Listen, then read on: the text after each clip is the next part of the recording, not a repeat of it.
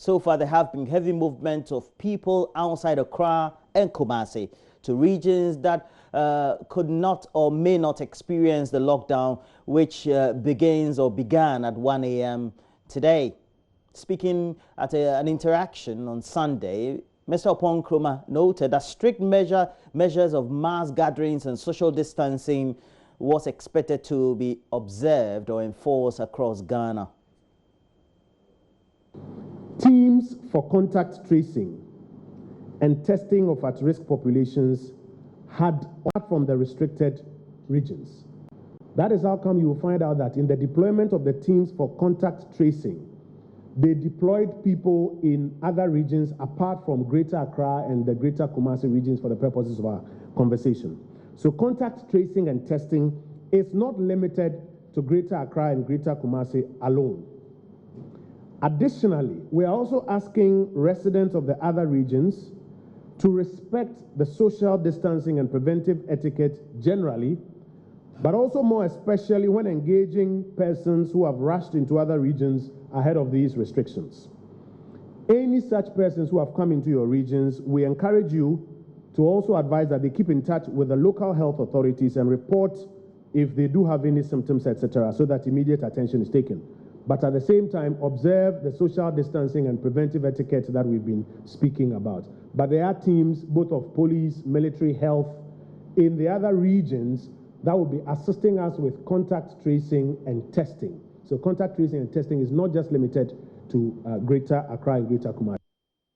And the Ghana Health Service says it will conduct mass testing within the restricted areas in Greater Accra and Kumasi during the 2 weeks lockdown, which begins today. Now, speaking at a news conference at the ministry, we all do know that Dr. Keziamam, with the contact tracing team of the Ghana Health Service, said this had become necessary to help reduce community spread of the virus.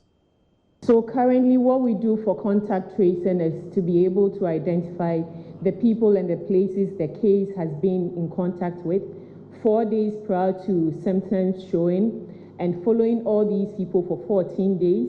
If anybody starts developing any symptoms, we go test, and if it's positive, then that person becomes a case, and we also start contact tracing around the person. What we do is to tell the people who have been in contact with the case to self-quarantine themselves. And in terms of following the contact, we have two options. We have the self-check and the other check where the health workers come to your house and check every day to see whether you have symptoms like fever, cough, sore throat, any of the symptoms that we have identified as being expressed by cases of COVID-19.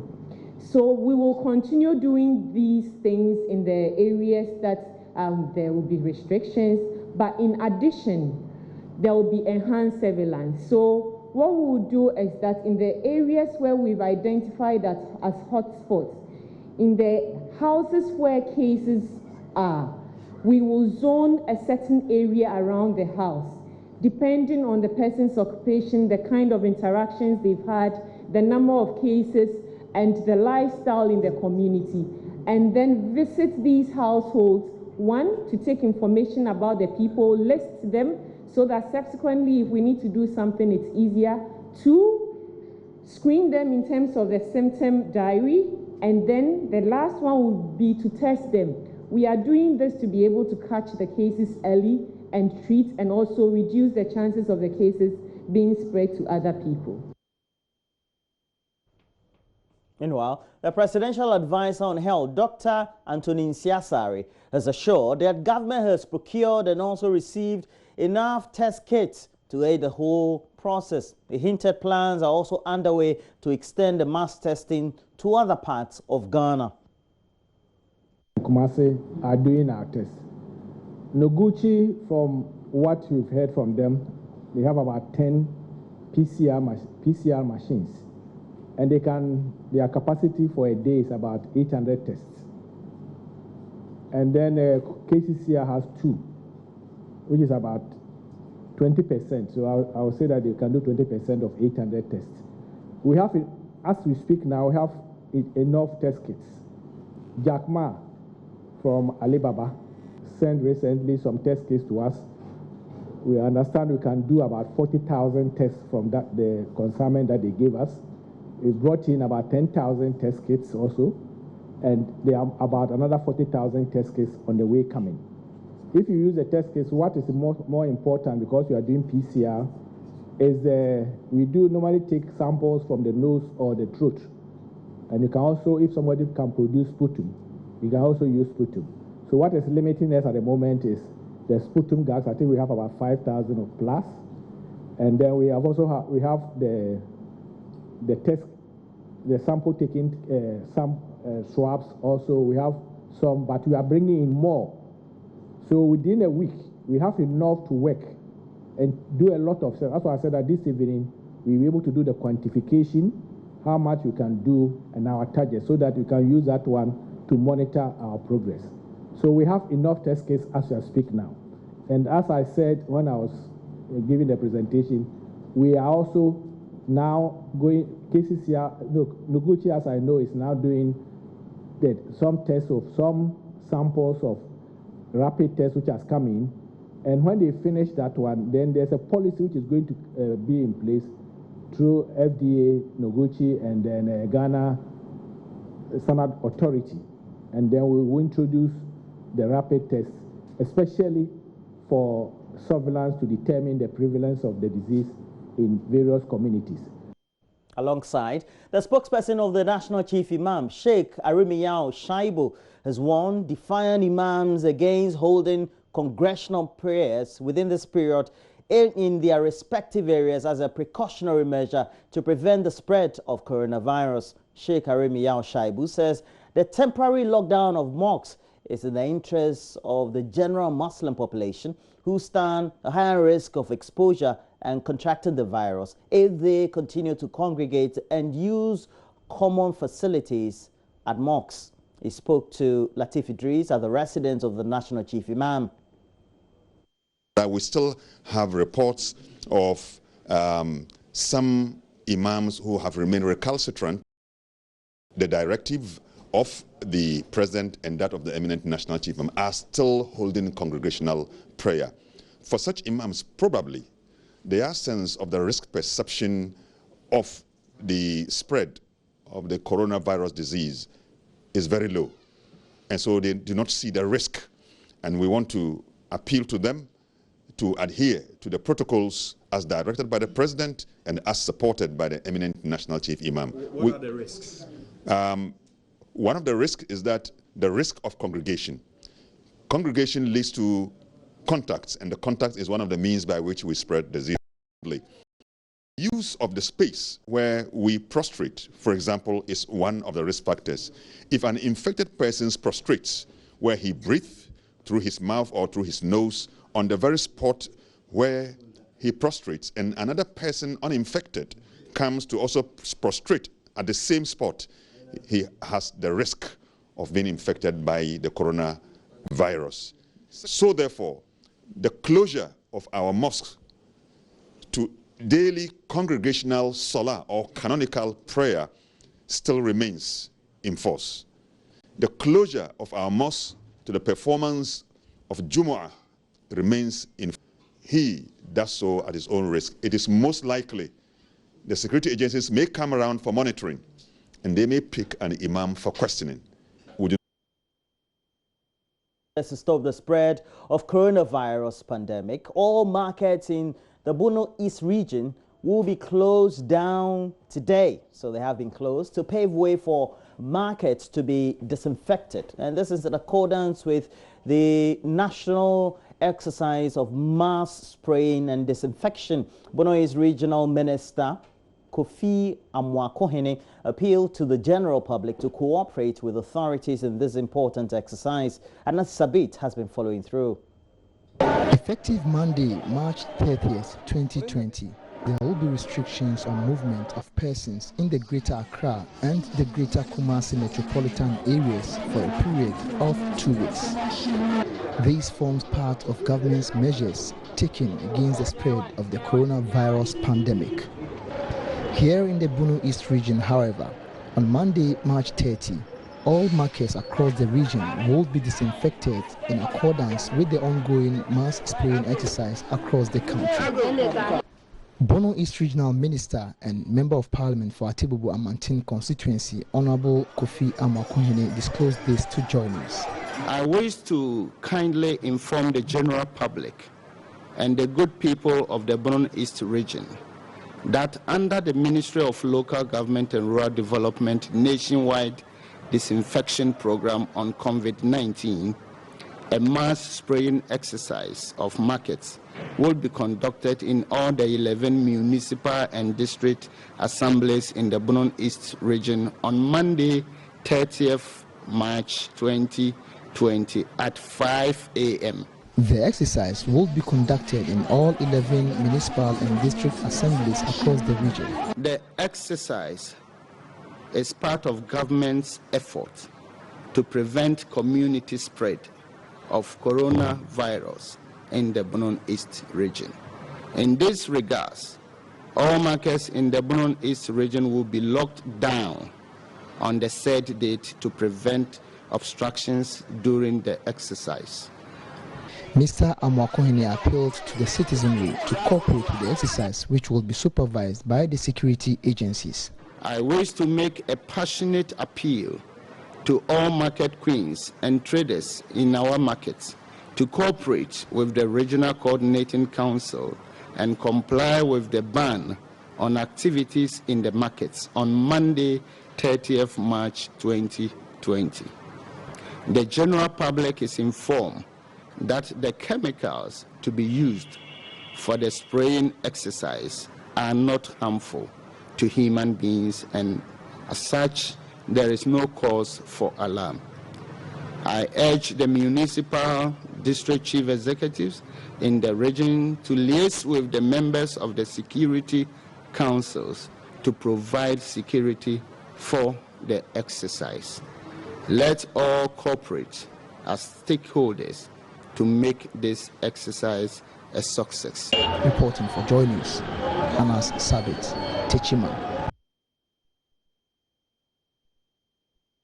And also, we're going to monitor the lockdown. And from midnight, the lockdown, well, came into force. And from 10 p.m. on Sunday, we brought you live reports of our, I want to use the phrase, embedded reporter, Gifty Andoapia, the head of our security desk, monitoring the situation of the deployment, speaking to the lockdown deployment. And so we want to give you a sneak peek because comprehensively, that's what we're looking at. Apart from this, this is the pre-lockdown coverage itself, and then subsequently when the deployment was made, what transpired. Please watch this. When we come back, we'll tell you what we have for you right here on the show.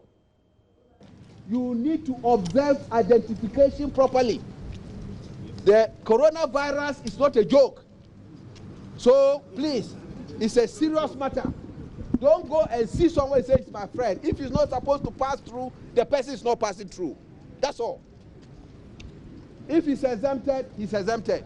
I hope that is clear. Yes, so there is no joke. And you have to do the job as a policeman by rules and regulations. If you are in doubt, call the JOC. What? Let's give 99, 99, 99, 99. Adana, let's go!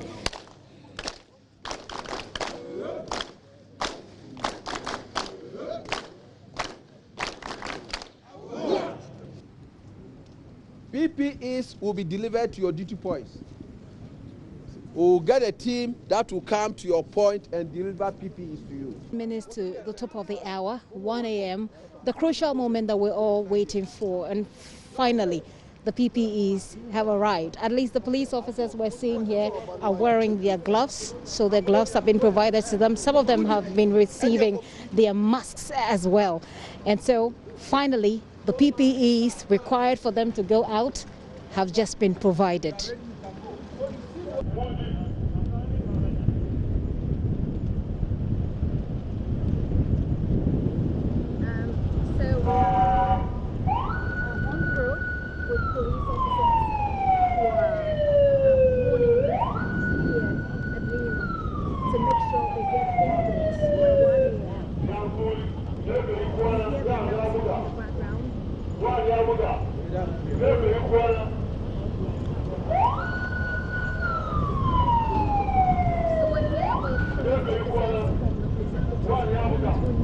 So every now and then we hear the police officers giving people warnings. There, he's asking them to move, telling them, so those women have just been told to move.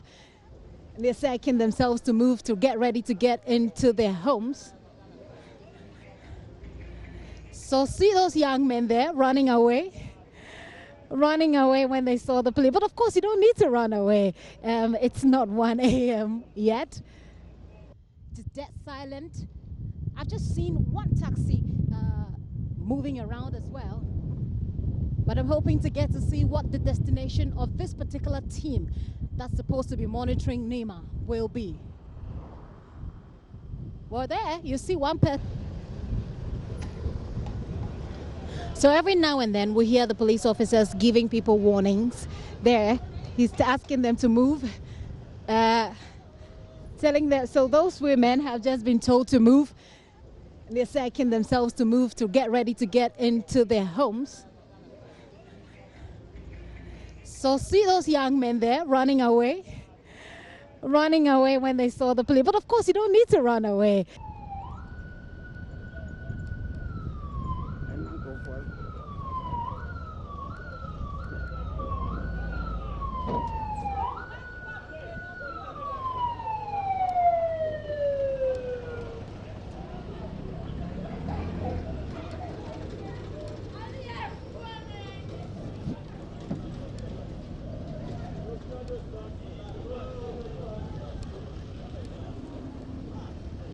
So we follow the police officers all through Nema, a mixture of Akan and Hausa, urging everybody to get indoors when it's exactly 1 a.m. We'll be moving to other parts of the city to find out how these directives are being implemented. From the look of things, it is not going to be easy for these men in uniform. We've seen these two police officers cautioning this particular driver and some of the other drivers who have come through, asking them whether they are aware about the restrictions on movement. It's just about 30 minutes or so past 1 a.m. and so they're allowing some of them to go, but they're warning them that there are restrictions on movement if they are not aware. As we've been standing here, we've seen about at least 10 vehicles pass by, but they're saying that they're being human, just as they've been warned to do. They're warning them, advising them, and letting them know that this may be your first time, but this may not be tolerated going forward.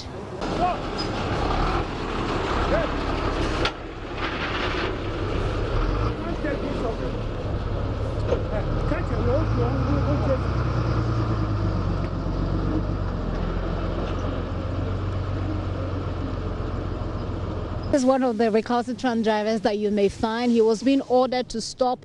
He just went right through it, did not bother to stop at all, but they managed to get him to stop. Perhaps he saw a camera and decided to stop, and so he's been stopped there, and the police officers are going to have a word with him.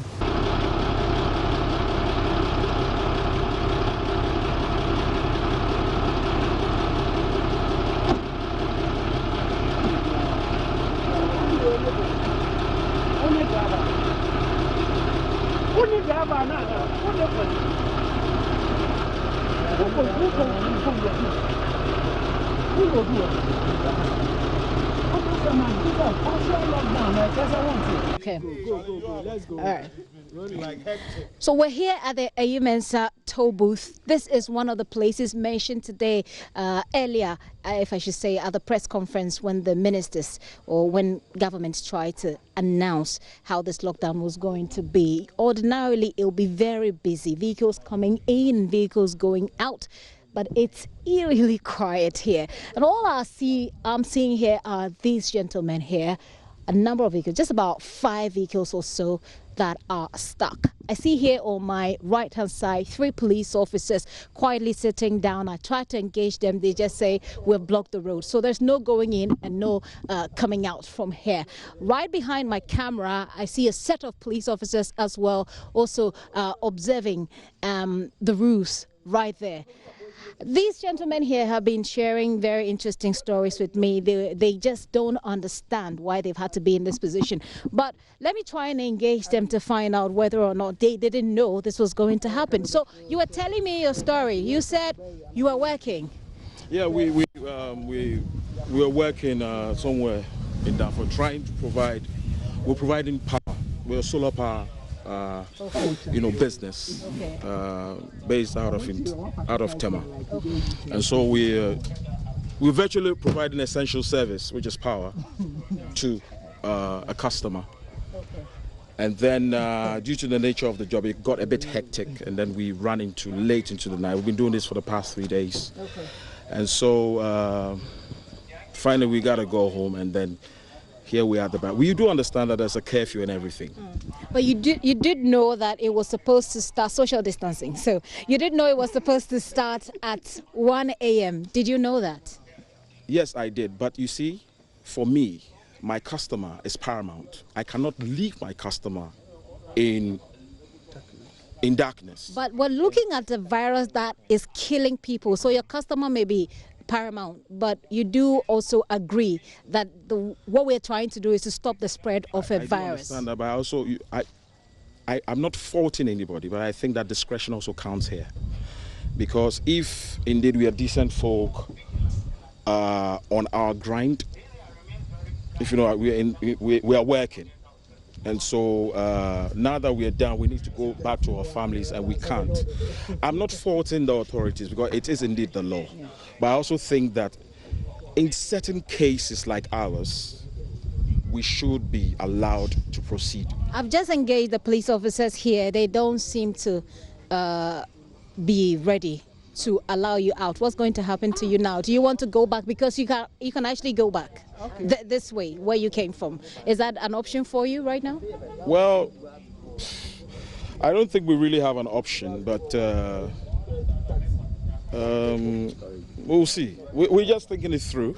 I really can't say. Do you want to advise then?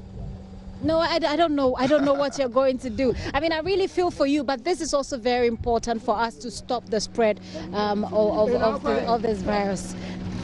So, I don't know. You're going to go back home? You know where home is? Where is home? Home is in Tema. Home is in Tema. Okay, but it's past 1 a.m. now. But look, this is the life that we chose. We chose a life where we provide services to all our customers, and we do it to the best of our ability. What's your name? My name is Noche Amatefio. So I've been talking to Noche. Noche and his crew here are stuck at the Ayi Mensah toll booth. They're not being allowed to go. He doesn't know. He says they're thinking through what to do. This is this taxi driver that just pulled up here. Let's see if he would like to talk to us. Hello, what's your name? Your friend saying. Me. Your friend saying. Your friend John Kimai. Now we are done with her by this time. Me do be see we o Madina ntia 7 ko Madina. It say a block coin no bending. Kwan dey a dozen bebrebe. Me o Madina there obi na na wire stranded there was station and I'm Medina ba bi si ne damfa. Internet say me hwese me tima call back to Madina. Me o Madina o my FM Zion Transport Union. Me na me branch chairman. So he says his name is Junkie Man. He says he was at Medina and a customer was stranded. So he decided to bring the customer to us this way. But it looks like he's not going to be allowed to go. The road has been totally cut off right now. Asking him what he has to do, he says, well, there's so many other ways that he can get back to Medina. Now when he said 1 a.m., I say 1 a.m., about 1 and if we are one obia and shefi obia and shefi enim say almost say about 1 by no almost yetie news no almost catch say taxi for no ye cry taxi for no quite o man come to trotro for no factory in case of Hunda ne be fa 2 Sprinter ne be fa 3 you know seat no fa 4 on fa 3 no ye ne be fa 2 and na dey fa 3 no so no be fa den ye be fa 2 ye drivers na wo union ye za transport ye agency be fa 2 animu 1 intimisi akwam do bi na be si ne da ayi me e fense otini bi and am say ma me fa inti na wo wadwen mu no enye wo se woka omo a e wo so mo tena fie no government ka say bank workers and citizens me to kwan ma say before Ghana you need government service buses be for workers is it mo say bank nya adwuma is ya wo ko iska bank ya uni private car you have to take taxi to and go So he's saying that it's not clear to him that transport service providers like himself are exempt. He's essentially saying that there are no reliable public transport systems in this country, and so people like himself are relied upon for such movement. So let me just find out from him. And he says, Waka. Ghana.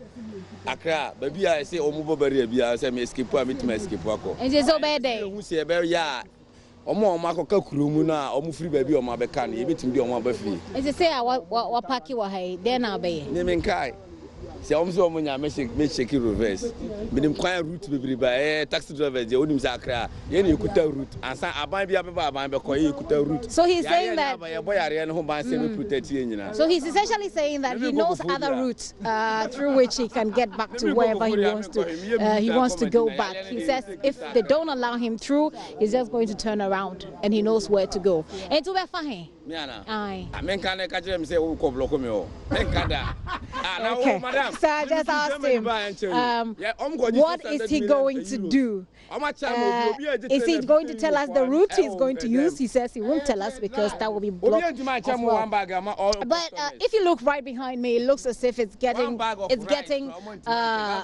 up. The traffic is getting piled up. Now I can count 1, 2, 3, 4, 5, 6, 7, 8, about 8 vehicles so far. I see another one coming, and it looks like this is going to be the story for the people who ply this road. Now, let's just take a look at what we have here. Right here behind us is the blockade here. And you see police officers that are just seated quietly and saying nobody will be allowed through this barricade. It looks like the traffic is building up slowly here at the Ayimensa station. Now, Madam, your person is your offense. Madam, hello, but at first, that was not what we heard. Why are you here when it's 1 a.m., when you had the announcement that you should not be out at 1 a.m.? Me coffee down village. Me count on a government worker. Yeah, into the time I'm the fee ho, ebeso na. And a rough road so. It's a minyan to was I'm driving. So he says he went to take he's transporting food for his boss, and he just got stuck because the time just ran out on him essentially. And to say obeying. You see, I mean, now we come meeting down cry. Mean to me, because I mean, as you see, I can't mean to me because me ni paboni for council. Because it's not a coaching no community we come. So see, and I yesterday banse we pamucho. Yeah, coffee no. On chena on pekama and yeah intisim name coffee and koda. Because I'm watching the it's MP. So the same sentiment. Drivers here are saying they don't know what to do. They're just stuck here. We'll see Gifty and Dopia, Joy News. Ayimensa.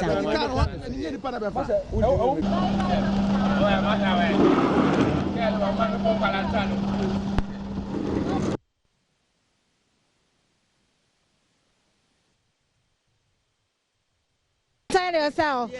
So is it that you can't move from district to district? You can't. You can't. For the next 2 weeks, you can't move. I can't move to no. Teshi. You can't. You can't move. You have to be at home. Okay, so there's the first taxi driver going out. It looks like they're excited finally, but they're going to have to do a turn, a U-turn, and go back. Yes.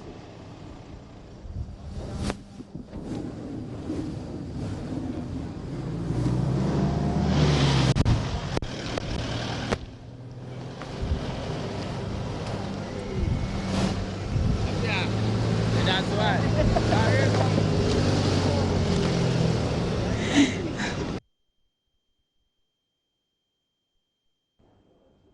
And you've seen this. So from this report and how the reconnaissance was done, the deployment was done, we're going to take you to the real situation. Daytime, what really is happening Are citizens, ordinary Ghanaians in Accra, related areas in the central region, just to Accra, just across the Crescent, and then also in Kumasi, where we have Kwesi Deborah, are they observing the lockdown rules, guidelines, or measures? We will bring you up to speed with all this. It is the lockdown, the deployment that took place, and this is the real content we're also here to provide you. We'll take you also to the Bono region, the Bono East region, the areas in Sunyani, Techimai, Kintampo, etc., where we have also deployed reporters to get to know what really is happening with the national disinfection exercise. It's a 10 of the region, and so we'll bring you up to speed with all this. Look, it's a great conversation.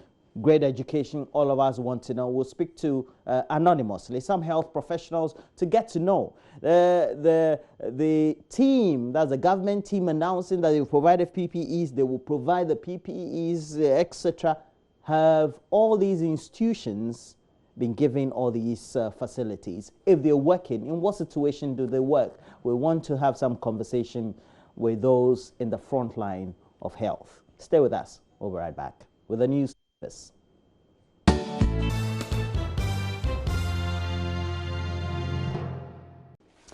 Well, so we're back. Mama, good morning to you. Good morning to you, Roland Walker. Yeah. Is it a working week or not? I don't know. It looks like a holiday when I was coming through.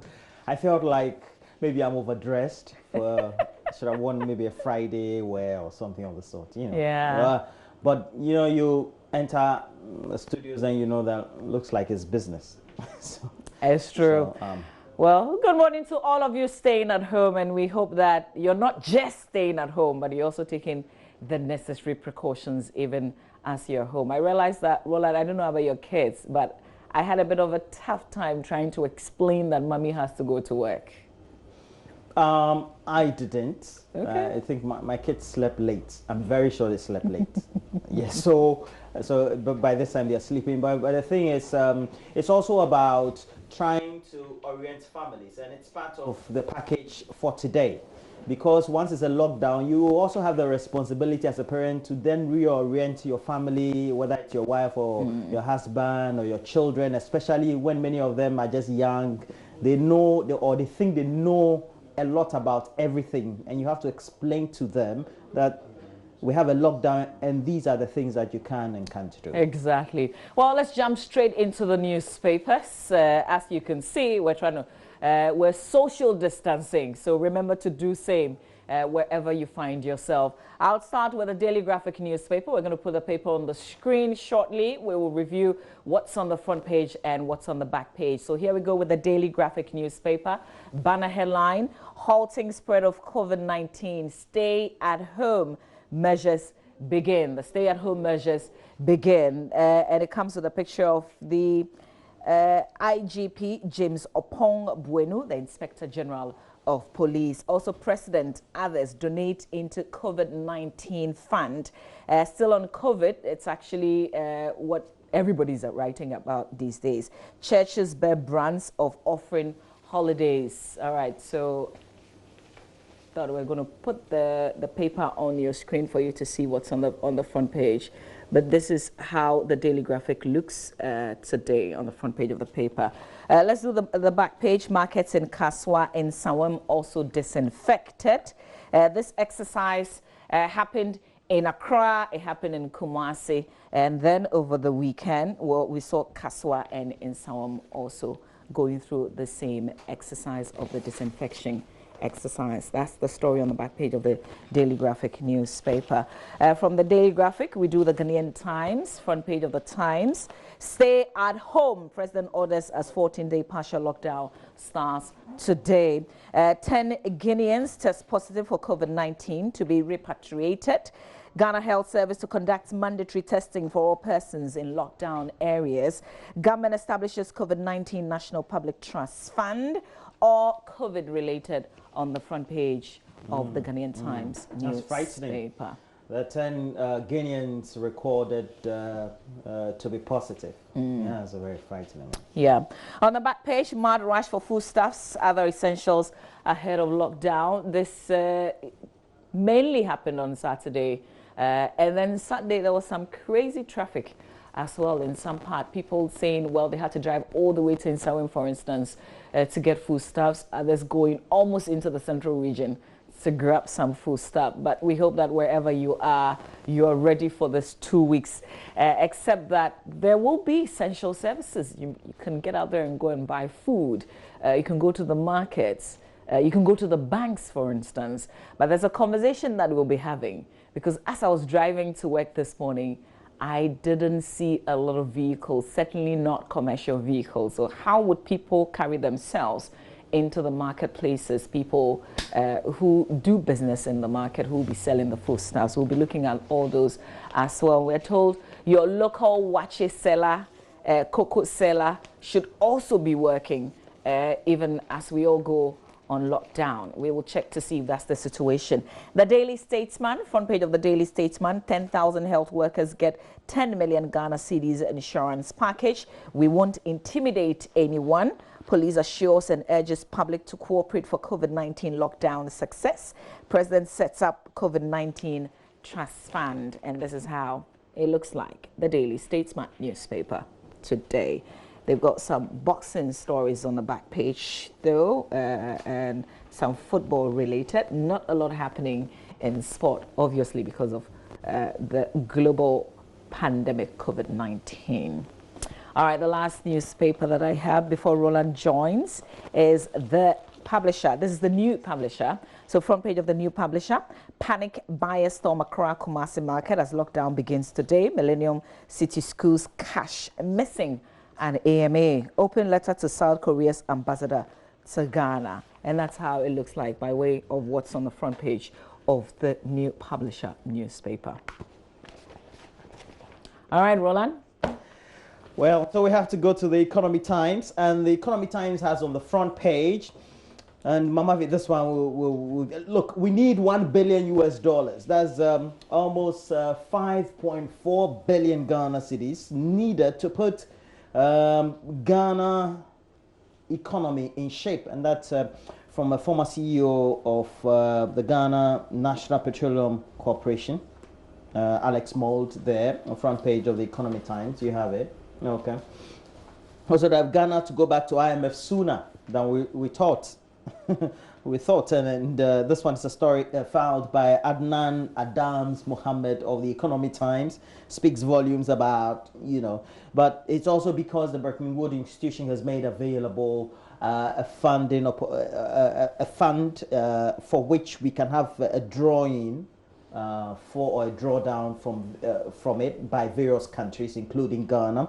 Down there, we also do have West African countries to benefit from $379 million World Bank support. So that's how it is. And we have Deborah Witzel, the World Bank Director of Regional Integration for Africa, whose picture has been inserted.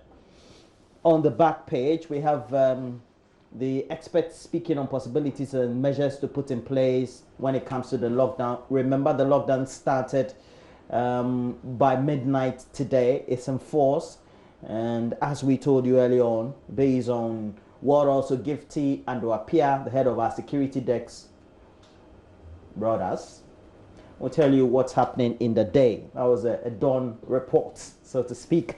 Now let's go to the next paper. We're talking the Business and Financial Times.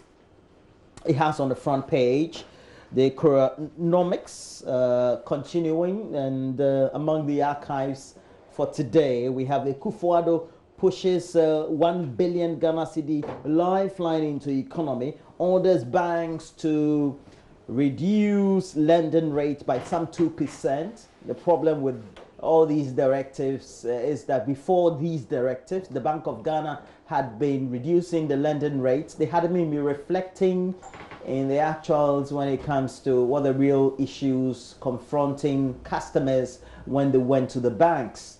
So this is said publicly, but in real terms, the banks just did not. And I don't know how in this time when the risk is even higher for the banks, how actually they will be able to implement this. We also do have for mobile money users a lot of updates for those analysts. This is what it says. Sub-Saharan Africa tops with a value of 456 billion US dollars in value. And I tell you, this story is talking about a new report on the global mobile money industry showing that our sub-region, or the sub-Saharan African sub-region, we're talking blacks in Africa. So blacks, sub-Saharan Africa, that's what it means. So from West Africa or the Maghreb downwards to Southern Africa, this is the value, capitalization of the industry when it comes to mobile money. And it's the largest market for the payment platform in the world, taking over 66% share of the industry. Where we also do have mobile money transactions a lot in Asia, especially the Southeast Asian regions. And you can find that we have many of it as well when it comes to related usage of mobile money. It's something that we always do. And in these times where we have lockdown, electronic means of payment is what people have resorted to. And I believe when we come to the coverage, you would also get to know possibly what the real issues are when it comes to the lockdown, and whether people are obeying or not, and what their reasons will be if they are obeying and they are not. The Ghanaian publisher has us on the front page. Police demanding cooperation as Accra, Kumasi and Kaswa lockdown begins. No shortage of petroleum products, MPA is assuring, despite, the long queues you would find at various gas filling stations. And then look, the assurances had been given. Mama, this is quite interesting what you say, knowing that the assurances had been given by the Minister for Information. The team that really did the address had continuously been giving us all the update that we shouldn't be rushing to get to have food or buy food and stock up when it comes to gas, etc. Yeah, the gas thing, right? I mean, I drove around quite a bit on Saturday and I saw long queues in different parts of Accra, really. And I was thinking, okay, so did they buy extra cylinders to do this because of the 2 weeks lockdown? Or they've had empty cylinders sitting at home and they haven't bothered to fill up? Is because of what is going to happen, that's why they're doing it. I mean, I really didn't understand. I think it was the queues were too long. Yeah. What I did see, especially, I had the news going through to my home in Ajokojo, the main Ashaman stretch for a very long time. What I did notice was that the last time I used it, that would be on Friday evening, I saw many people by the stands where they sell the used cylinders from abroad. And so it gave me the indication when I saw the queues that, look, it looks like they were stocking up even extra cylinders just to be sure the right things were done for them. Yeah, I just wish that people won't buy second-hand cylinders. Or they buy them. Never a good idea, particularly around this time. If you have extras and you haven't bought the right thing, it could be a problem. We pray against that, though. Yeah. We're going to go to myjoyonline.com and definitely also do the BBC. So if we're ready, Roland, are you done with the papers? Yes, I'm done. Okay, all right. So let's jump into myjoyonline.com and let's give you a wrap of what's happening in Africa, in particular on the BBC. So here we go, myjoyonline.com, Roland. Well, so we have myjoyonline.com and coronavirus lockdown in Accra and Kumasi coming into force. It's only Accra. There's an extension of Central Region. So we have Kaswa also included in the nearby communities as well. And we have other stories there, Mwavi. Can we go up so that we'll get to know the real time? No, up. Let's go up. Yeah. Is that the only story we have there? No, there are plenty more stories. We have to rather go down, Roland. Hotels, restaurants can stay open. Pubs and drinking bars should close in lockdown areas. Also, private businesses launch Ghana Private Sector COVID-19 Fund. UK government to evacuate willing nationals. And this was yesterday, wasn't it? Back into the UK. Don't withhold relevant information from health workers. An appeal. Information Minister to patient. 11 more COVID-19 cases confirmed. 10 in Tamale. Mahama support coronavirus fight with 100 set of PPEs and other items. Accra's traffic lockdown before the lockdown in pictures. So you might want to go on myjoyonline.com and explore and see what happened. Just before we run off and bring you sport, let's do the BBC. Let's tell you about what's happening in Zimbabwe, in Kenya, in Nigeria as well on the BBC. A wrap of what's happening. So Libya releases prisoners to contain virus spread. If you go down, it says Libya has become the latest country in the Middle East to release detainees in response to coronavirus. The internationally recognized government in Tripoli has ordered more than 400 prisoners to be freed. Saudi Arabia has ordered around 250 people imprisoned on relatively minor charges to be released. Bahrain, Egypt, and Syria have all made similar moves. Iran, too, has released detainees, although there are also reports of at least 2 prison breakouts. But there have been few political prisoners or prisoners of conscience among those freed. Human rights organizations, relatives, and local activists are also calling for their release. And then there's the situation in Kenya. Police in Western Kenya clashed with residents who defied a curfew order on Sunday night. So that's Eldoret. And you know that picture there? Somebody sent it to me this dawn and said that was Ashaiman. I said, well, I was trying to, I was wondering, you know the route, I was wondering which part of Ashaiman was that rough, and they had a street light. Fake news. So beware of fake news, because others would use what's happening elsewhere to represent what's happening in our country. Felicia Rajwadan so sent it to me early this day. Wanted to find it. I said, look, verify this. I don't think this is Ashaiman. Are you sure that Ghana police were lashing people? And this is not.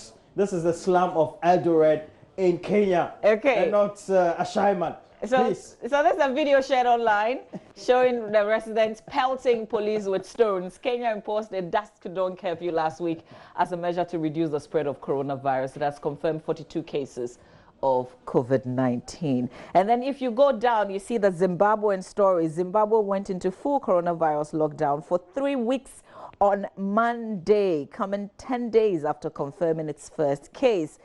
Police on Sunday also mounted roadblocks, and the government said the military will step in if necessary to enforce the stay-at-home order.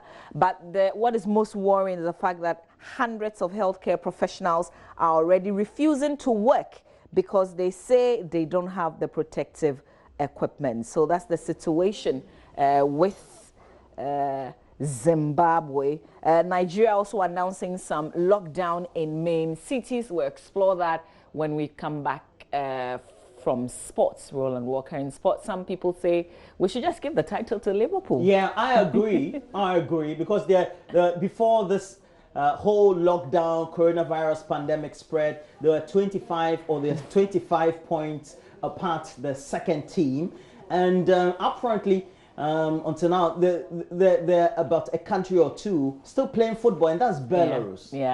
In Europe. Yes. I didn't know that, because the betting companies have not been working in my area. Well, they're working elsewhere, apparently. In Ashaiman, so I was wondering, you know. So it's not all gone quiet. We'll have a lot of details in sport. You're watching the AM show. Stay with us. When we come back, we know a lot of you are home, so we will be sharing a few tips with you, even as you stay at home, and of course, keep you updated.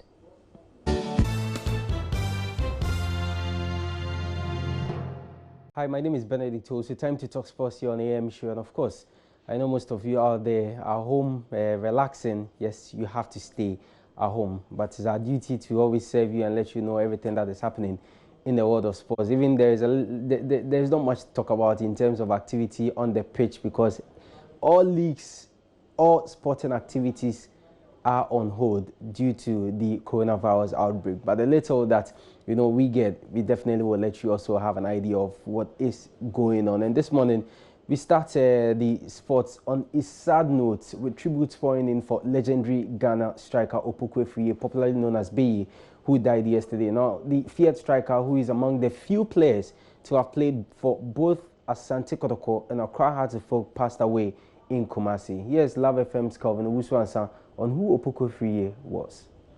With the name Beye, which meant wizard of goals, Opoku Afriyie is fondly remembered for his prolific goal-scoring ability when he played for the Ghana Black Stars, as well as Kumasi Asante Kotoko and Accra Hearts of Oak. During his stint with the national team, he helped Ghana win the 1978 Africa Cup of Nations by scoring twice in the final to help the Black Stars beat Uganda and lift the Africa Cup of Nations. He also featured in the 1980 African Nations Cup tournament. With club football, Opoku Afriyie played for Kumasi Asante Kotoko for several years before joining Accra Asufo prior to ending his football career. He became the top scorer in the Ghana Domestic Football League in 1979 and also made it to the top of the scorers chart in 1981. In 1982, Opoku Afriyie was nominated for the French magazine Football Africa Player of the Year, but Opoku Afriyie managed to come 8th on the list. After falling surplus to requirement in 1982, Opoku Afriyie joined Accra Asufo in 1984 after staying.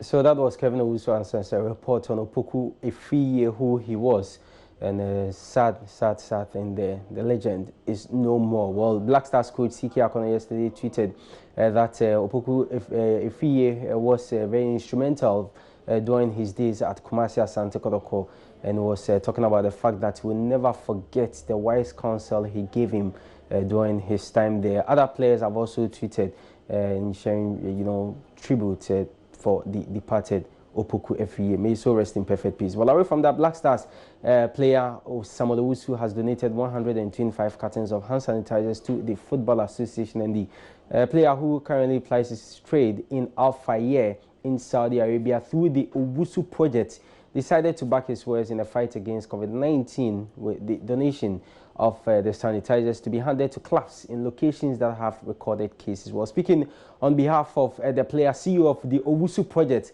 Patrick Akoto, said the donation is their little contribution to fighting the pandemic. Also, the man who received the items on behalf of the FA, that's the General Secretary, Prosper Harris, now thanked Samuel Owusu for the kind gesture.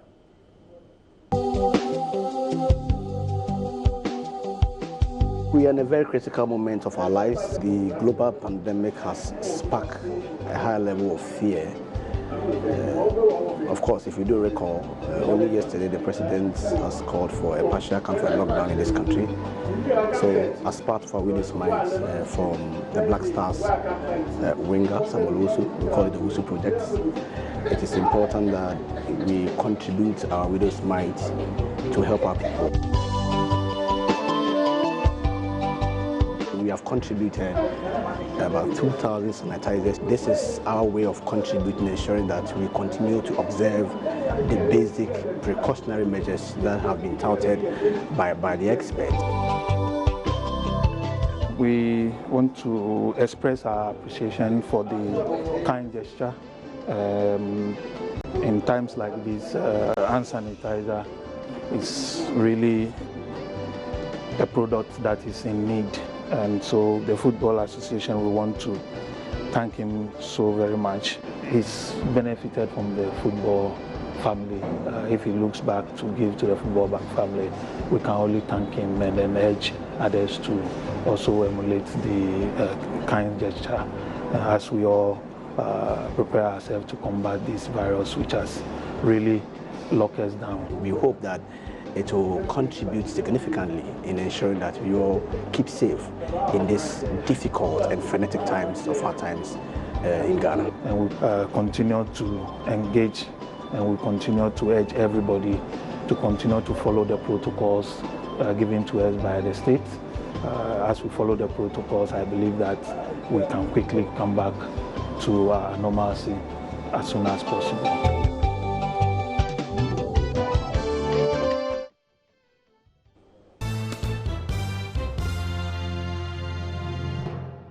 Well, as a well-packed show, we're giving to you what you need to know. The lockdown, Gifty Andrew Appiah, bringing to you what the deployment exercise is or had been. And then today, that is this morning, we're going live to the streets to get to communities to have that great interaction.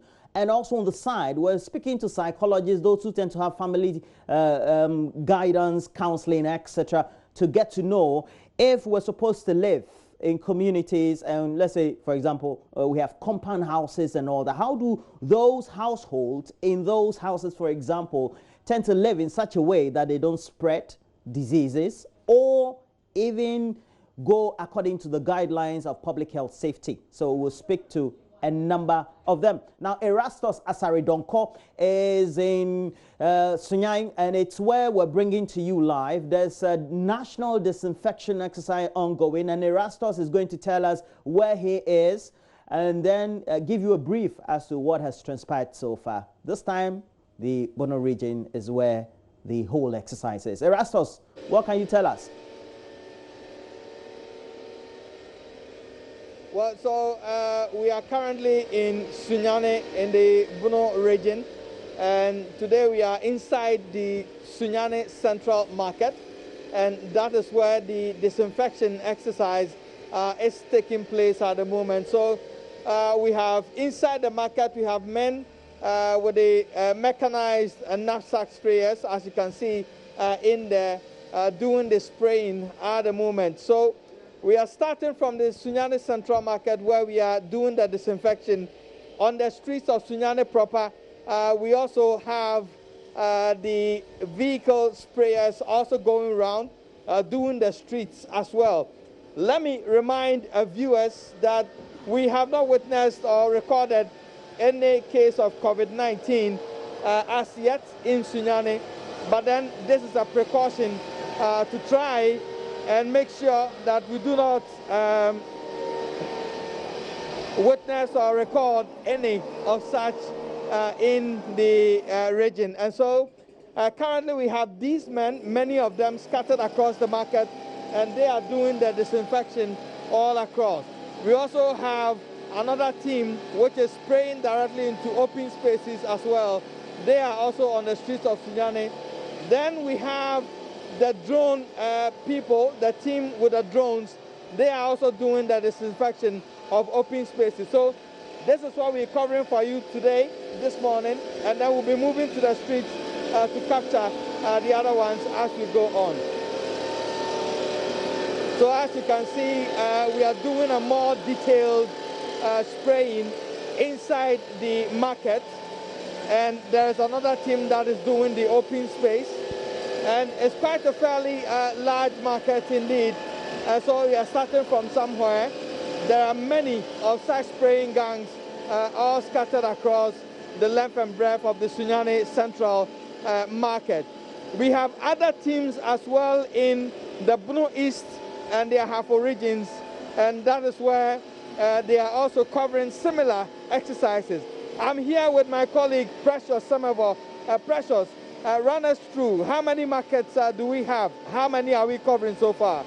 Yes, Erastus, in the Bono region we have 125 markets that needs to be disinfected today. And if you go to the Bono East, we have 78 markets, and then the Ahafo region we have 43 markets. But by way of personnel for today's exercise, particularly in the Brong Ahafo region, for the military we have 127 personnel supervising this exercise, and from the police we have 107, and then from Zoom Lion, who are spearheading this particular exercise, we have 150 of their men and women ensuring that the disinfection goes on well. NADMO has provided 28 people, and from the fire service we have 20 men and women joining us to ensure that the market is properly disinfected here in the Sunyani Central Market. As you may have said, from here we'll be going to the Nanaboso Market, the Atronie Market, the Abisi Market, and all the other markets within the Sunyani municipality, and then the region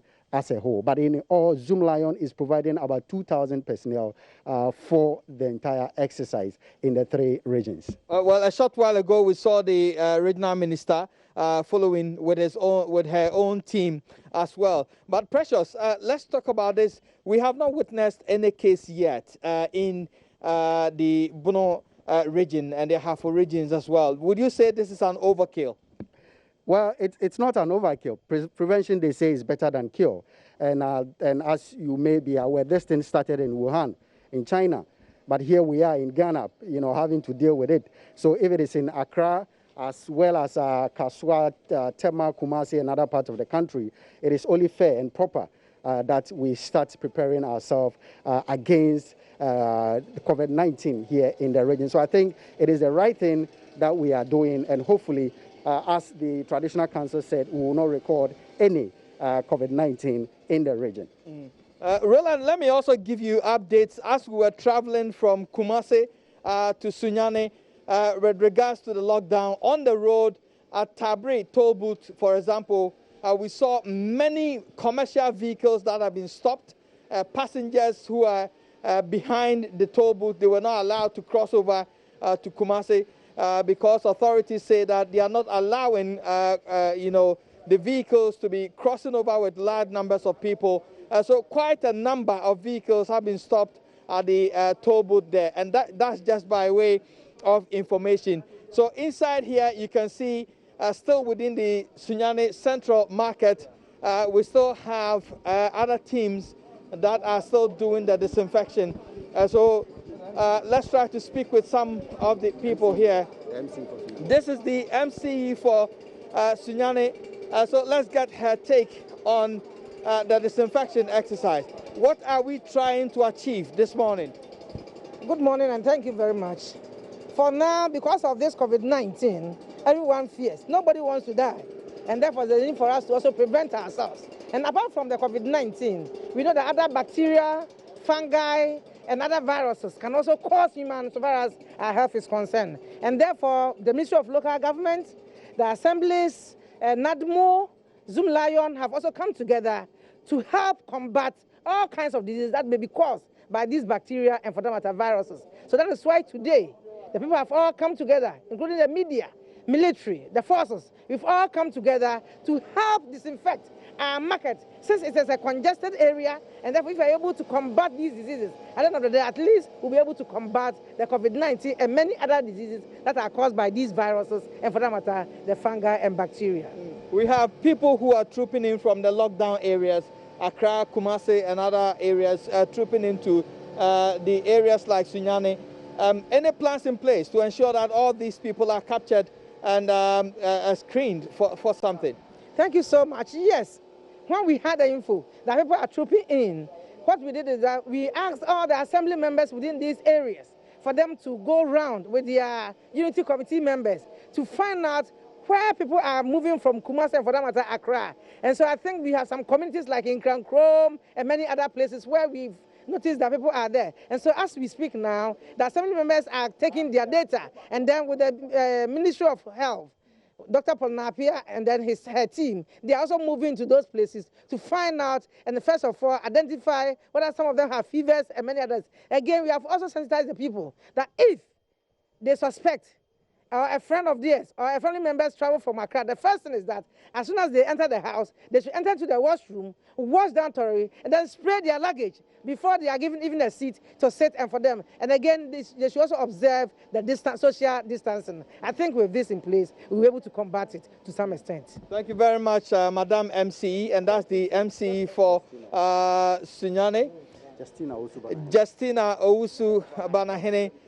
There talking to us. But let's move to the street and give you a sense of what is happening on the street as well. We have quite a team on the streets here of Sunyani, and the exercise is not happening within the market alone. We have quite a team out there. We have Zoom Lion, we have the security agencies, we have personnel from the local government, and they are all in here to ensure that the whole market area is sanitized and disinfected. So quite in your shot there, we see the team over there. Today we have a drone. As we witnessed in Kumasi, we still have the drone as well, and we're going to fly the bigger one today. In Kumasi, we could not take the shot of the bigger drone, so the 10-liter drone is what you see in your shot at the moment, and we are going to spray into the open spaces as well. This one can take 10 liters of the chemical that is going to be used to disinfect. Now we have the other one which can also take 5 liters, but we're going to witness the flying of this one first. That's the M16, a 10-liter drone to spray into the open spaces and make sure that we have a total disinfection of the area. So if you're watching us live, we are inside the streets of Sunyani Central Market, and currently the Zoom Lion personnel, many of them here, are undertaking the disinfection of the entire market. We have personnel who are inside the market doing the detailed spraying of the various stores and items that have been covered over there. And then we have this drone we're going to see fly in your shot there. It's the M16 10-liter drone. So we are going to fly it at the moment and see. We're about to give a demo to the minister, explain to us if you want to capture that. All right, so we'll get to see how it's going to be flown. So we'll get the personnel to tell us how it's going to do. But let me say that this drone, in fact, has enough force. That's why they are asking everybody to go around and allow it to do their own thing. Let's get the briefing or the tutelage being given to the regional minister. Niati Kwepe, I am the MD for Area Plus Drone Services. We'll be contracted by the government through Zoom Lion to come and also assist in conducting the spraying exercise. But what we specialize in is drone use. So we're here bringing, we have 2 drones over here. One takes 5 liters and then the other takes 10 liters.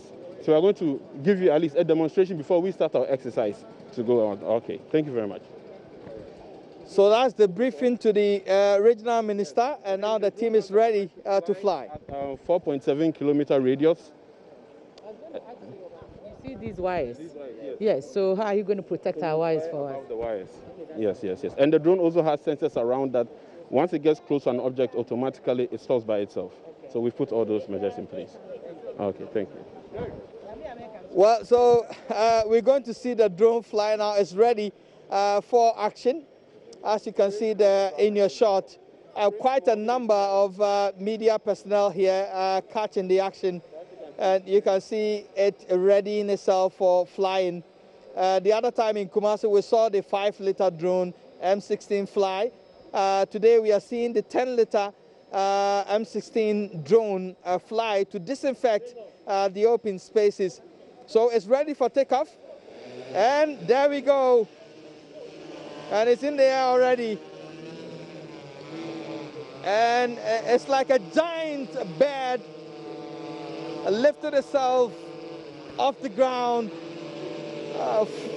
And as you can see, it's pouring the chemical directly into open space and on the ground as well, filling the whole air with the chlorine chemical in its base. And you can see it this way. You can refer to it as a flying spider, perhaps. And so it goes back and forth, disinfecting the entire area. And we have quite a team here flying this. Because of the wires here, we will not be able to do a full spraying because we are trying to be careful of this. So we just want to give a little demo and then we can enter the market and do the actual thing. Okay. Yes. So that's my gentleman here telling us that we are doing a demo here outside for the regional minister to see, and then it will get into the market proper and do the disinfection. And that is what we're doing currently. So is it going to fly higher than it's doing right now? Yes, it can go higher than it's doing right now. But we're just being careful around here. So this is just a demo for the minister to see. Madam Regional Minister, your impression so far? I must say I'm highly impressed. For the drone, demonstration of the drone, it tells us that what the Vice President also gave us, an assurance that those drones are going to be for medical purposes, is going to be a reality. It's not just it. So once this one is in motion, we know that all other drones can do what is expected of the country to do for it. Thank you. And that's the regional minister for you. So currently we're going to see it fly over the market, the Sunyani Central Market, to do the disinfection over there. And if you can see above, the drone is our own drone capturing the action from above. Later on, we're going to get you the feed for you to see how this particular drone looks like from a bird's eye view over there. So you can see our own drone flying alongside that one. And if you just joined us, this is the Sunyani Central Market. And this is the disinfection exercise which has been carried out in Accra, in Kumasi, and currently in Sunyani Central Market. And what you're witnessing now is the M16 10-liter spraying drone, which is being currently deployed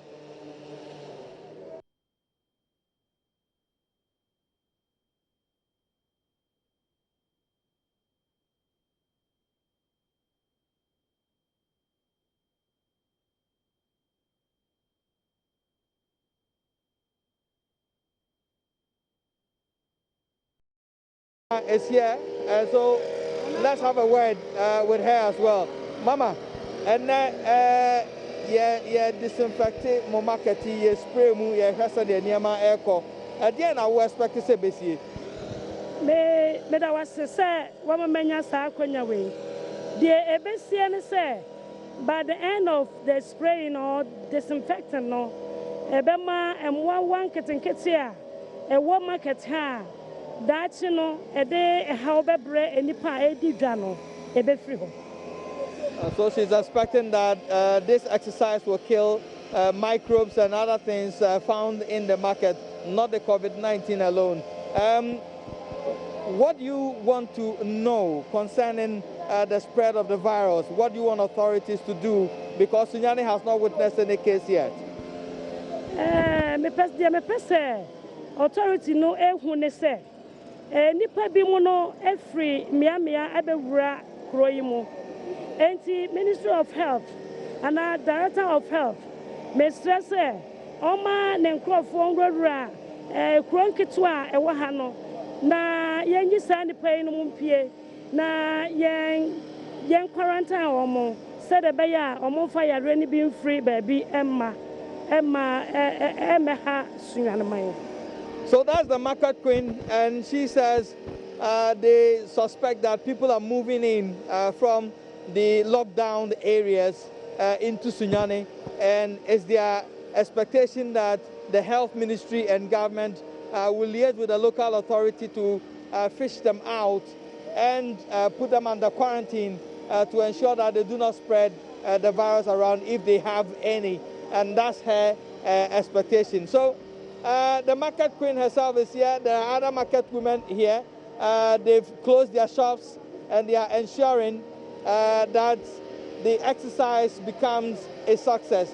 And to the side here, you can see the spraying gang doing their job on the frontage of the various shops, as you can see, disinfecting every part of the shops in there, making sure that every place is covered.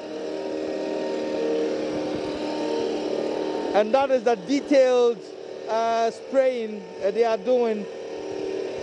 And let me remind you that they are not doing this to prevent COVID-19 alone, but they are also ensuring that the microbes and other things that we do have within the market will be killed. And at the end of the day, they will have a sanitized market to trade in. So if you're watching us live, this is the Sunyani Central Market disinfection exercise going on right here. And I'm here with my colleague, Precious Somerville. Precious, your impression so far? Well, I'm generally impressed with the cooperation that we have from the market, the president of the Sunyani Market Association. They've rallied her colleagues, and they are ensuring that the exercise goes on as planned. And as you can see, almost all of them, they have packed their things so well so that those doing the spraying are not having challenges maneuvering themselves, their wares. Their wares are well covered. They've locked their stores to ensure that the work is done properly. And I'm impressed. Generally, the Zoom Lion, the security provided, the NADMO Corporation, the coordination between the district assemblies and then the ministry itself, I think is brilliant. And I'm hoping that it will continue like this up to the time that we'll finish in the afternoon. What is the possibility? What is the possibility that Sunyani, Bono East, Ahafo regions will witness any case with regards to how exposed the place is? Are we sharing any borders with any? Are there any influx of people from neighboring countries to this? What's the nature like? Well, you see, Erastus, the region shares border with Ivory Coast. If you go to Sampa, there are a lot of routes entering Ivory Coast through Drobo to Domahinkro. So it is easy for people to enter from that side. But I want to believe that as we have the assurance from the immigration that they are protecting the entry point from that side, I want to believe that as the president directive went out there, no one will be able to enter, but you may never know. But it is upon us to ensure that should anybody enter, we are able to identify such people and then screen them to be sure that they are not infected and by extension spread it among the communities that we have here. But as at now, we don't have it, and we are all working towards a point that at the end of COVID, as to when we don't know, but we may not record any case. But I must say, there's been 1 or 2 suspected cases. I was going to come to that. Yes, one in Brekum about a week ago. Last week there was one just some few meters away from here, drop in, and then somewhere around 10 or so. But we are told that after those people were tested, they came out negative. And that is good news to people, because the moment people hear that someone is a suspected case, the fear and panic is out there. And when the person is texted, the calm comes. But the advice, as we've been told from the traditional council and then the minister, the MCA, is that when people come in, when our relatives comes in, those who are coming from other lockdown areas, we should be able to alert the officials so that they go through the protocols to ensure that if they have the virus, they will be catered for as early as possible. Having it does not mean the end of your life. Exactly. It does not mean the end of your life. It is better you know it now, you know your status now, then we start treatment now. That will help. But if you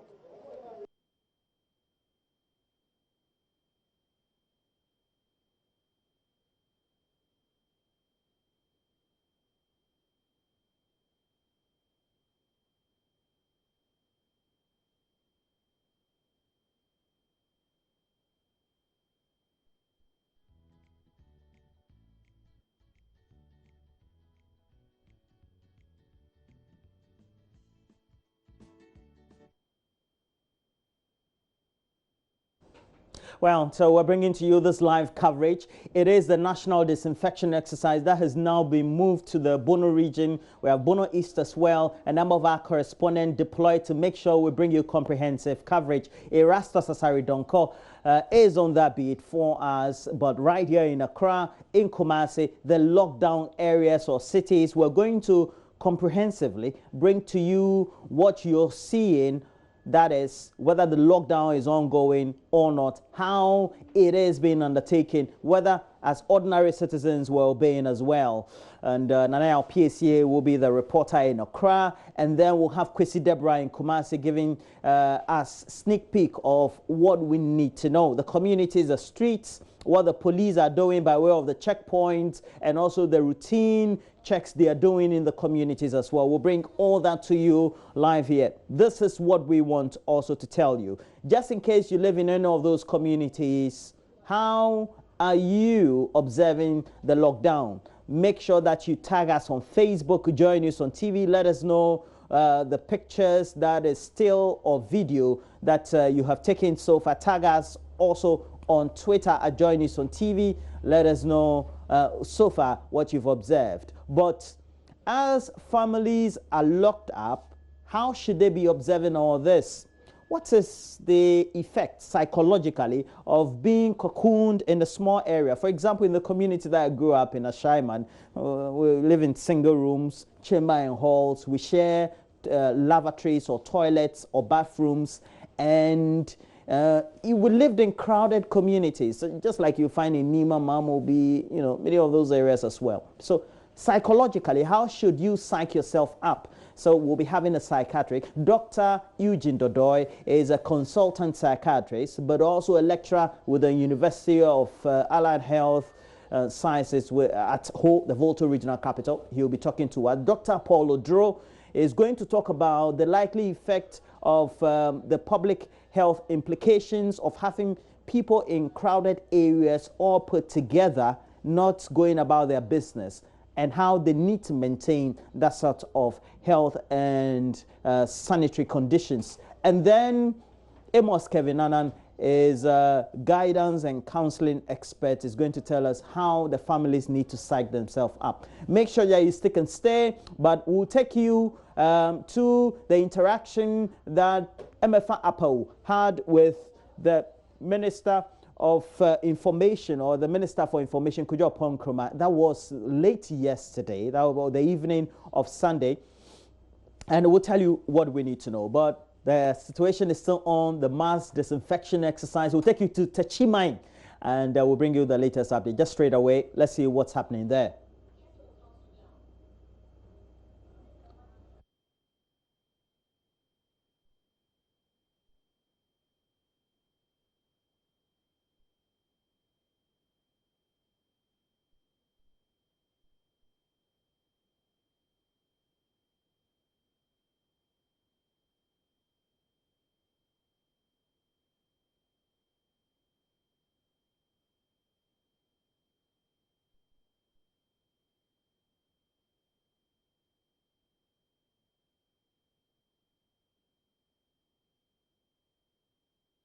At the Techiman main lorry station. From here we're getting into the Techiman Central Market. This is where the team that have been deployed to take on this mass disinfection exercise is beginning with this particular exercise. In fact, it's going to take place in the entire Bono East region. All 11 MMDAs are also making sure that the various markets, as well as the lorry terminals, plus the entire streets, principal streets within these areas, are going to be disinfected this morning. There have been deployment this morning. Over 300 Zoom Lion personnel have been deployed into the Techiman Central Market, which is one of the largest markets across the country. We also note that all other markets within the Techiman municipality, plus the Techiman North District, going through Atebubu, Amanten, Kranza North and South, Pru East and West, plus Sini East and West, these are the 11 MMDAs we have in the Bono East region, are all going to be disinfected in this particular exercise. I have with me the Bono East Regional Minister, Honorable Kofi Amoakohene, who is going to brief us, give us a short details on what this exercise is all about, and then what they expect to achieve by the end of this exercise. So let me speak to the Bono East Regional Minister briefly, and then he will be updating us on what this exercise is all about and then what they stand to achieve by the close of the day. Thank you so much for joining us. Good morning. Thank you. Good morning. So tell us what has been put in place so far as this exercise is concerned, and what do you expect to achieve by the close of the day? Thank you very much. May I pay regards to our viewers this morning.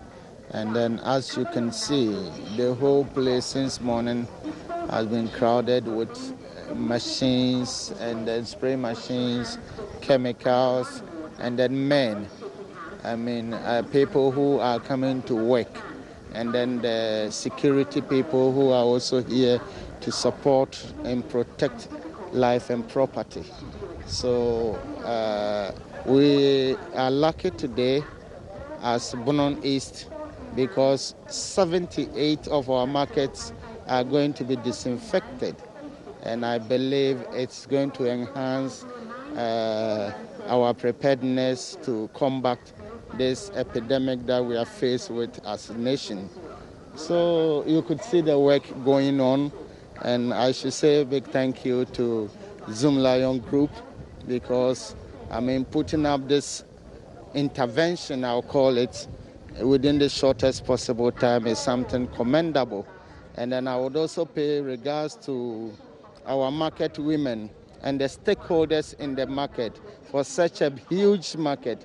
We communicated this to them just last Saturday, and if you could see, they have given way for this exercise to go on. And I believe we are going to have a very successful exercise today. And if you look at the speed and then the numbers, we have about 304 men with machines. So I believe we are going to finish today for the stakeholders to assess their market by tomorrow. How about the other areas? You made mention of 78 markets. Is it the entire region, and then how many men are also taking care of the other areas? The good thing is that everything is going on simultaneously. As we are here, we divided the region into 5, and then all the 5 men were deployed there, and they all carry on the same activity interchangeably as we see here. So I believe some of the markets which are not bigger as this may even be done, should be done in the shortest possible time. But I will still beg the actors or the stakeholders in the market to still wait so that they start their business tomorrow. Is the focus only on the markets or the other areas like the lorry terminals I mentioned earlier? Are they all part of this exercise? The program is for the markets, but look at here, it depends on the dynamics of the area.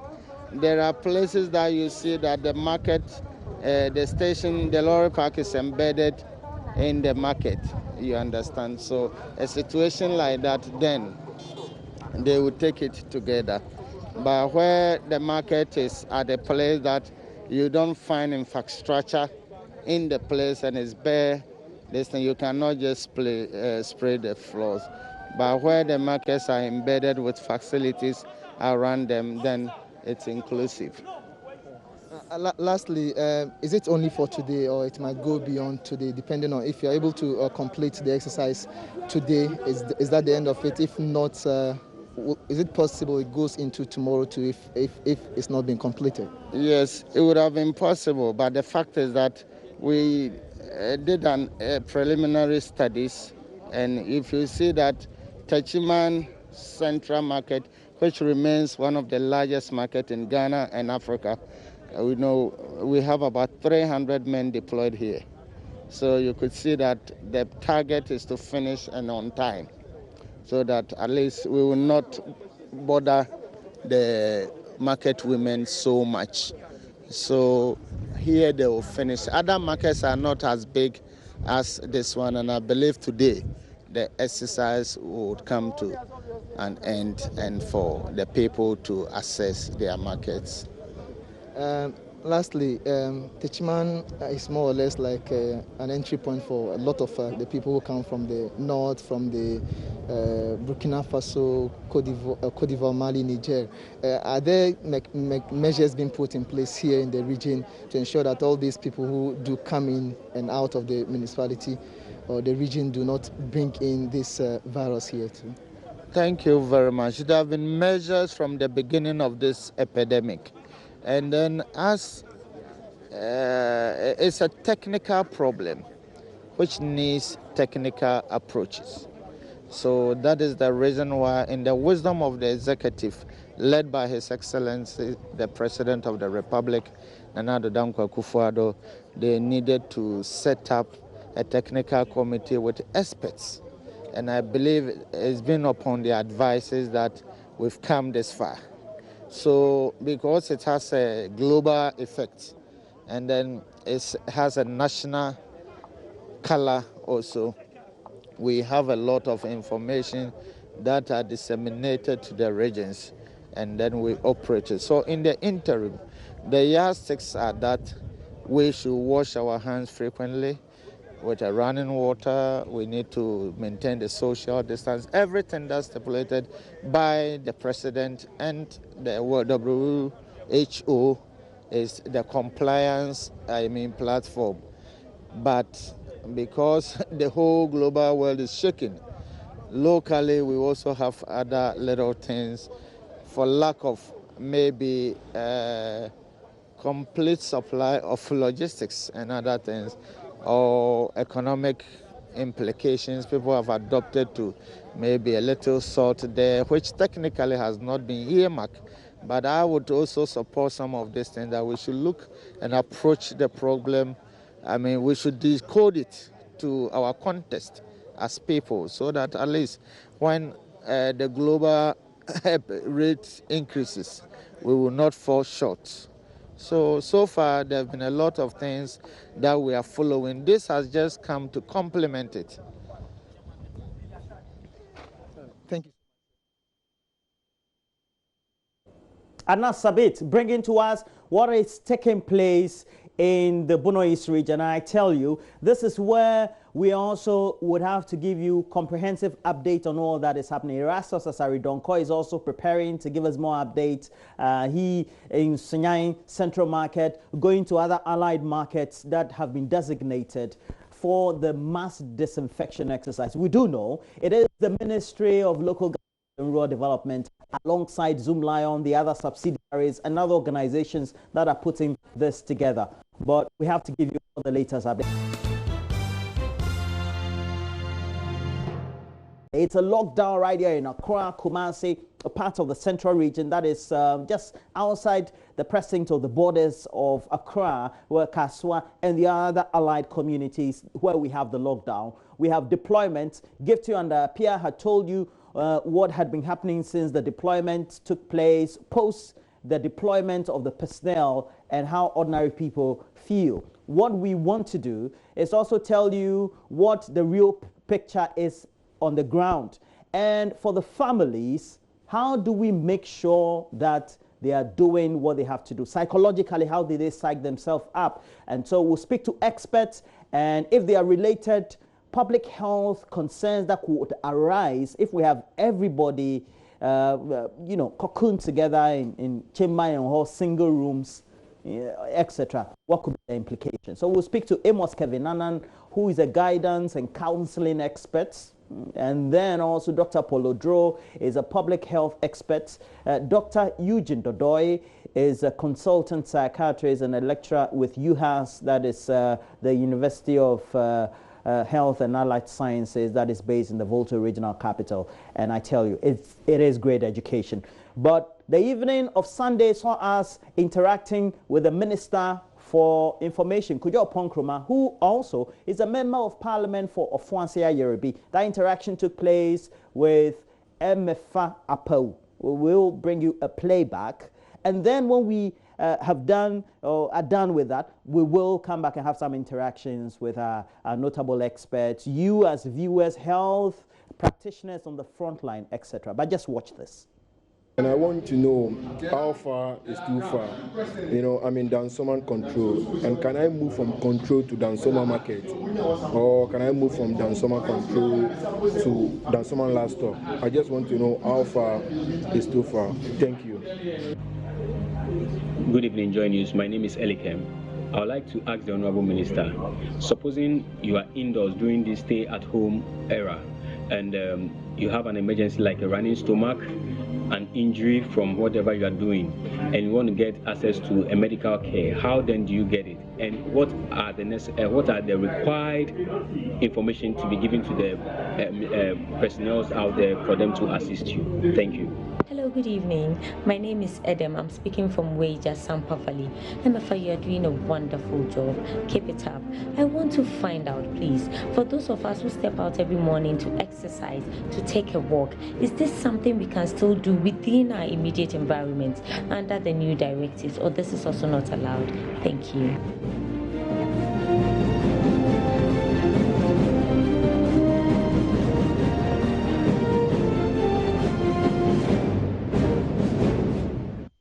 So that's how it goes. Some questions that you've sent in via video, you can keep yours still coming in. The Information Minister, Kojo Ponkroma, is on hand to answer all the questions for you. So we'll take the first set, a number of them. 2 weeks, what's next? Let me, first of all, thank your viewers for sending in these questions. Indeed, earlier this morning, we did our best to answer a good number of the questions. We are also shortly going to make available some online platforms that people can ask more questions. But I really appreciate what you are doing. You would recall that prior to taking a decision to impose restrictions on some parts of the country, I think about, all about 40 MMDAs, the president took his time. And it's because the science tells us quite clearly that imposing restrictions only, without more, only delays spread. If indeed you have elements of the virus in the community, and now we believe we do, and that by the time you lift it, then it continues. So imposing restrictions must be coupled with a more substantive action, because imposing restrictions only allows you to buy time, but you must do something with that time. Yes. So the substantive work which we are doing within this imposition period is enhanced surveillance and testing. Now, why are we doing enhanced surveillance and testing? Traditionally, many countries have been chasing the virus. So it's when you have a case, then you contact trace around the case, and then you try and resolve that one, and before you realize you have another case, you are chasing the virus. If we're going to be successful in this enterprise, we have to go ahead of the virus and rather go in search of it and contain and try and flatten the curve and literally deal with the situation. To do that, what we have to do is to restrict some movement, yes, which naturally delays spread, but gives us an opportunity to ramp up surveillance and testing of a number of cohorts. So in Ghana today, we have about 54 or so cases. If I just may check the data set, we have about 54 or so cases that came out through the general surveillance. The general surveillance, 63 cases in the general surveillance, out of which 5 have unfortunately passed on, 2 have already recovered. So if you net of 63 minus 2 and then minus 5, those cases, each of those cases has a pool of contacts around it. Initially, the signs of COVID-19 suggested that it may take up to about 14 days before symptoms manifest. So the view was find them, observe them. If they show symptoms, then you can test, because the view is that, and the view still holds today, that if the person is asymptomatic, when you test, you may not find anything, even if he's been exposed. But now the decision that has been taken is that test all of those contacts, even as at now, and test a bit more, maybe twice or thrice during the period, even while they are isolated. So one of the first things we are doing is that for these 54 or so cases that are still active from the local surveillance, test them. So test the contacts of these 54. And the contacts, I think, over 1,000 persons who have been traced to these 54. So some have already been tested. But the idea is to complete this testing. They have a clear database of who these people are, where they traditionally, and I'll say where, because people have moved in the last 24 hours. I'll deal with that one. That's a first cohort. The second cohort is that in mandatory quarantine, out of 1,030, about 79 or so tested positive. Those persons also came into contact with a number of persons, even from the airport to mandatory quarantine. So all of the persons associated with these persons need to be tested. So the port officials, they need to be tested. We have a clear database of who these persons are. We began doing that. They have started the process, even including some of the government officials who've been involved in this. They have also started a testing process. But they give us a clue. They give us a proof of concept that when you have people contained in a place and you test the entire population, you can find those who have been exposed to the virus and, treat them. That's the way to deal with it. Therefore, we went back on the president's instructions that all of those who came in between the 3rd and when we started the mandatory quarantine, we have to examine that pool. When they put the numbers together, when they examined all the flight manifests, about 400 flights or so, it was about 34,000. And then the science led us to do some elimination. There were those coming from countries in which there had been no case. You can eliminate those ones. There were those who had been more than 14 days. You can eliminate those ones. That gives you a pool of persons who, again, we believe that we have to test. They have their full database because of the data that was taken at the airport, etc., and where they've been in the last 10, 12 or so days. Those who've been in town under 14 days before the mandatory quarantine started. That becomes another cohort. And then, fourthly, we're going to what we call active surveillance. So if we find a case, let's say here at 3555 Anofa Street, within this neighborhood, some active surveillance suggests that the public health officials should go around and do some testing. So what next after 2 weeks? 2 weeks gives us an opportunity to do this very aggressive surveillance and testing.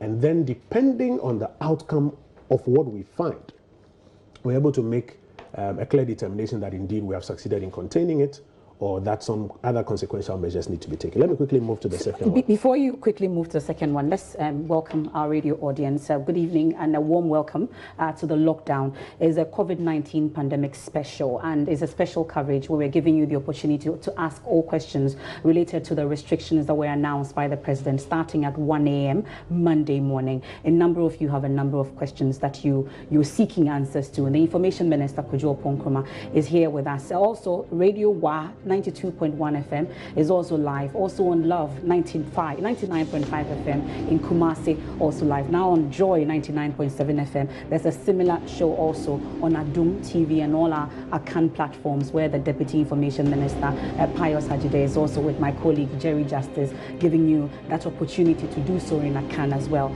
So we've been taking some of your questions, a number of videos that you've sent in already. If you've just joined us on radio, you can also send yours via WhatsApp. For radio is 0244340437. You can send your questions via WhatsApp. Also on our social media platforms. Just leave it there and we'll pick it shortly. So a number of questions are coming already. 2 weeks, what's next? Mr. Information Minister has already giving us answers to that. Now we're moving on to those who have moved from Accra as a result of the announcement of the restriction. So in all the restrictions and the decisions that have been made so far, you have to strike a good balance. You don't have to overreact and you don't have to underreact. So it's a good balance. The question becomes, as you're going to impose restrictions, do you give people room to prepare themselves for it? And if you give room for people to prepare themselves for it, what are the risk elements? The risk elements include the fact that some persons would have left the Greater Accra region. But it is a calculated risk because there are also other persons who have come into the region before you announce the restriction, who you cannot lock up right there and then, but you probably have to give an opportunity for them also to egress. So it's a calculated risk. Now, what has happened is that in the first cohorts I've spoken about, of the contact tracing and their clarity of who they need to trace, if any of these persons is outside the Greater Accra regional or the Greater Kumasi regional jurisdiction because of this, the program has been to have teams to even trace outside Greater Accra and Greater Kumasi. So the teams that are responsible for the tracing and testing are not just limited to Greater Accra and Greater Kumasi. They are also in the other regions. Police, military, public health, epidemiologists, etc., have also been designated with the right kit, etc., outside these regions so that they will be able to do primarily the contact tracing of persons. And then if you have some active surveillance in the neighborhoods, they will also be able to do some tracing there. Because for where we are now, it's test. If we had 1 million test kits, you test 1 million people. That's the way you can go after the virus and not wait for people to pop up and show up. But what we have also been saying is that for people in communities where people have moved in the last 24 hours, people have left Accra, people have left Kumasi, we continue to mention to you that do not forget about the principles of social distancing, at least 1 meter apart, especially for these persons who have come from outside the Greater Accra jurisdiction. Secondly, or the Greater Kumasi jurisdiction. Secondly, you need to ensure that local health authorities, and in every one of these areas, you have a CHIPS compound somewhere there. We need to provide information to them. My cousin just came from Accra. My cousin just came from Kumasi and its environs, so that we all assist in observing. It's not like they are harmful, dangerous people, but we all need to be aware of our situation in which we are, so that people who may exhibit some symptoms, etc., have an opportunity to be screened. So these persons are the local CHIPS compound, etc., their regular temperature, etc., being tracked.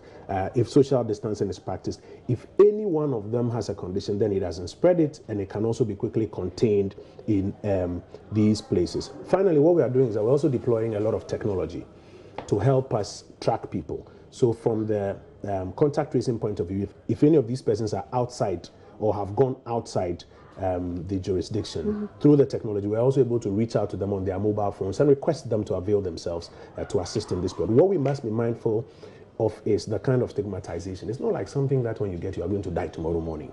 A lot of people, indeed the majority of people, recover. Some even without knowing they've had symptoms. So people should feel free and open, not to hide information or hide people, but let it be known to the authorities so that they can help these persons who may have contracted it. Well, there was also a question about whether if you are in Dansoman control, for instance, you can move to Dansoman market and its environs. How far is too far? How far is too far? That's the question. Yeah. Let's go back. Ideally, the order is stay at home. The president, I think in one of his quotes, says that the battlefront is at your door. The more you step out, the more you expose yourself to potential contraction of this virus. Indeed, all of us who are running around up and down, you are doing your job to serve the country, we are running, we are all putting ourselves at risk. So you don't need to put yourself at risk because MFI is doing the job for you. So stay home as much as possible. Okay. If you need to come out, it must be for an essential service. And I noticed you went through some of those essential services. Even for those ones, we encourage that it be in your local area. For want of a better expression, we'll say your electoral area, your small electoral, your neighborhood. Okay. Just your neighborhood. If I'm here and I'm just going to go on the street to buy cocoa tomorrow morning or wache right here at the junction. But I don't like this wache. I like the wache at Labone. We are not in ordinary times. You have to like this wache. Okay. If for some reason you have to step out, well, you have to. Because what we do not want is people to be using these exceptions as reasons now to be moving from Dansoman to Tema. Okay. And at every stop he says, I'm going to buy wache or something. And that is why the security persons, apart from the outer perimeter, they'll also be doing patrols. So they'll become familiar with the community in which they are. Okay. And therefore, when you say you're going to buy wache or cocoa right in front of your house or something, they know what you're talking about. So as much as possible, it is in your own interest to stay at home. And if for some exempt reason you have to step out, let it be within your neighborhood, not more than your electoral area. And I'll give you an example. When we started the mandatory quarantine, we had people who wanted to come in and smuggle their family members out. Some agitating, in fact, some getting on the balcony. Some of our colleagues in mandatory quarantine getting on the balconies and congregating and seeking to maybe agitate or something. They later found out that as they were doing that, they were exposing themselves to one another, some of who were testing positive.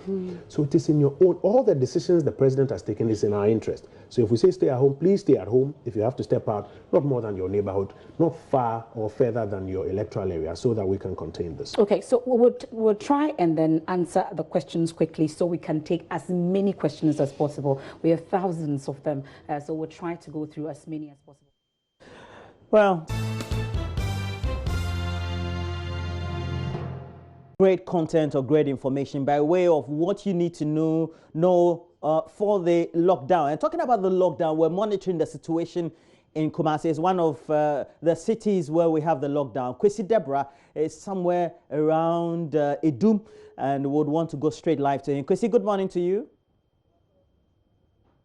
And well, so this is the picture we're bringing to you. This is a live feed from Edum, and you can see that the streets are expected to be deserted, but they're not. I mean, literally, you could see people just going about their normal business. This is supposed to be a lockdown. A lockdown means that everybody should be home. We shouldn't be seeing you on the street per se, unless with some express permission from the monitoring personnel of the military and the police. And, well, at Edum, doesn't seem to be working. Kwesi Deborah. Oh, seem to have lost Kwesi Deborah there, but this is the feed that we're getting from Edum. And when it comes to the related issues about the monitoring that is expected to be done, we will be on ground, and that's what we're doing in Kumasi. It's where we're having the lockdown as well. One of the cities, apart from Accra, and then also Tema. And the lockdown has been explained explicitly, not only by the Minister for Information, as you just watched, with that interaction, and also what you need to know by way of the related press conferences that have been organized so far, but for citizens to stay in their homes. And it looks like, well, doesn't seem to be working in the sense that you would find in other countries. Of course, would ask related conversations. When it comes to issues of lockdown, what do you do? What is expected of you? And we know that the Minister of Information has explained, but in Edum, Kumasi, and I believe that if you go to many other related communities in the Ashanti Regional Capital, you'll find scenes such as this. In Accra, we will also find the situation. Nanaya PSA will be on the phone lines very soon. We will speak to him, get to know what the situation is in Accra. Nanaya PSA is on the line. Good morning to you, Nanaya PSA. Good morning. Good morning, Raymond. My name is Roland, and that will be good. Roland, sorry. Great. Now, Nanaya PSA, when it comes to where you've monitored so far, which of the areas will they be in Accra? Yes, so I didn't get that question clearly, but here in parts of Kantamanto near UTC Accra, almost virtually all the shops have been closed down. There's very few individuals on the streets. This is an area that's often crawling with people, at least hundreds every morning coming to shop in various items and wares. There are very few individuals in town. In fact, even fewer, none I noticed standing idle. Most of them are commuting to various places, be doing nurses in the medical profession or others, such as media men and others across the area. But the area, rather now, the people I can see on the street where I am right now, that's in front of UTC, there are less than 10 individuals, which is rare for this place, as I mentioned earlier. But they're supposed to be having a lockdown. Does it mean that the few you see are supposed to be the personnel from the exempted sectors? If you could come again with that question. Can you hear me clearly, Nanea PSA? Yeah, I can now. Great. I'm saying that you say that you have seen a number of people on the streets. True. And I'm asking, based on your observation, are they perhaps personnel or ordinary Ghanaians who work in the exempted sectors for the lockdown? Well, I would say that they are not all personnel. Right now, I'm looking at a woman who is going around picking the rubbish on the street for no apparent reason. I would like to believe that perhaps it's of a business or origin to her. There are also individuals who are just by some of the poles here watching the street. But they are not as many as I said to. And even though the police cars and vehicles that patrol the area have been by, we have not seen any of the authorities alighting to tell them to either go home or question their motive there for the time being. So it seems there is some flexibility to the laws in this part, if you may. The streets are not crowded, but then people are on the street, you say? Yeah, indeed. There are limited people, but there are people here on the street. And you can tell from appearance that these people are not do not fall part of the essential part of government directive. Be that they are not nurses or in the health profession, or people might say in the media, or any food supply that is essential at this time being. There are some people or individuals also that are just loitering about, even though they are relatively few. Based on your interactions and observations, why do you think that the personnel, either with the police or the military, are seeing these people walking and not checking them? Well, it would seem, as the Minister of Information mentioned last night on our platform, that for those that are not moving out of their own jurisdiction, I mean, within the limited space of where they are or where they live, they are being allowed to a certain extent. It also appears that most of these people who are here loitering about, this is their home in a way, so to speak, being that they are homeless and that they do sleep on these streets anyway. So for them, they are observing their own quarantine or self-isolation in their own confines, which, of course, is not appropriate, but that is where they live for the time being. A key instruction or guideline, and it's not only from the Ghana Health Service or Ghana's Ministry of Health, but also from the World Health Organization, is social distancing. Is that being observed, even with the limited people on the street or the people you cite? That is something I can confirm, that for social distancing, it is being observed massively here on Kantamanto grounds, where all individuals, even ones that seem to be coming from the same place, are observing that moving at very large and big distances to avoid any contact whatsoever. For that, I can confirm, based on my observation this morning, that the individuals are not living or moving closely together at all. Well, based on the communities you intend visiting, where else would you be visiting in the next, let's say, 10 to 15 minutes when we call you? Yes, so based on our round this morning, we'll also be in part of the Medina East Legon roads. We'll also check out our own circle in Accra to see how the things are going. And based on that, we'll also be at the Kaswa Tollbooth, where we've heard there may be some breaches of the law. Joy News will be there to confirm if truly there's a strict adherence to the policies and directives as rolled out by government last week. Well, Nana LPC, make sure you hurry up to the next community. Maybe in the next 10 to 15 minutes, we'll call you and get the latest update.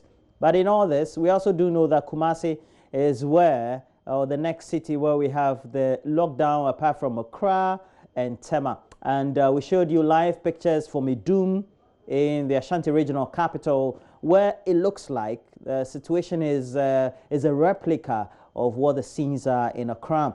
And again, those pictures are live, but the man who is producing all this is Kwesi Deborah. Kwesi Deborah is on the line. Good morning to you, Kwesi. Yes, good morning, Roland. And I've seen that you've gone round. Which areas have you gone round so far? What have you observed? Yes, I started from Aja and came to Edum, and now, of course, at the Central Business District, and I'm now Dr. Mensa, which is also part of the Central Business District. And what I can see, there are lots of banks there and also pharmacies around, and I think no one seems to come around. And I'm seeing lots of people, they are going around, but with the stores, all of them are closed. I'll be going inside also to find out from the women, the traders, what they think about the whole thing. Because I went and almost all the stores have been deserted, none open today. And so I'm at the station, and there's a taxi rank, and I'm going to ask some of the taxis, they have about 4 people aboard. Some have also 2, and some have 1.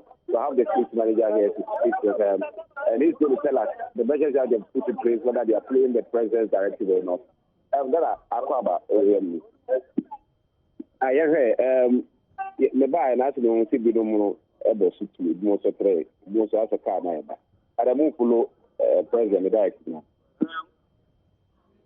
Robots. And now, serious Yaban, you are coming. I say this for can you near Patrick? It was here and bet you the Mimu, the one can one eye for. So she can see any sort of am I don't know about.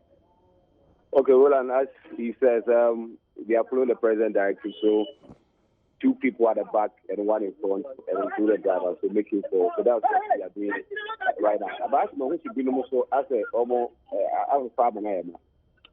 And then here station here, okay, to look at. Yeah, in Penoponi team now say, the other come. If you are other station, and you no money as them. The new, why I had here, the other. Instead of president can plan it. What I does no more. Then maybe I'll wait maybe woman. But I say, yeah, the team runs president.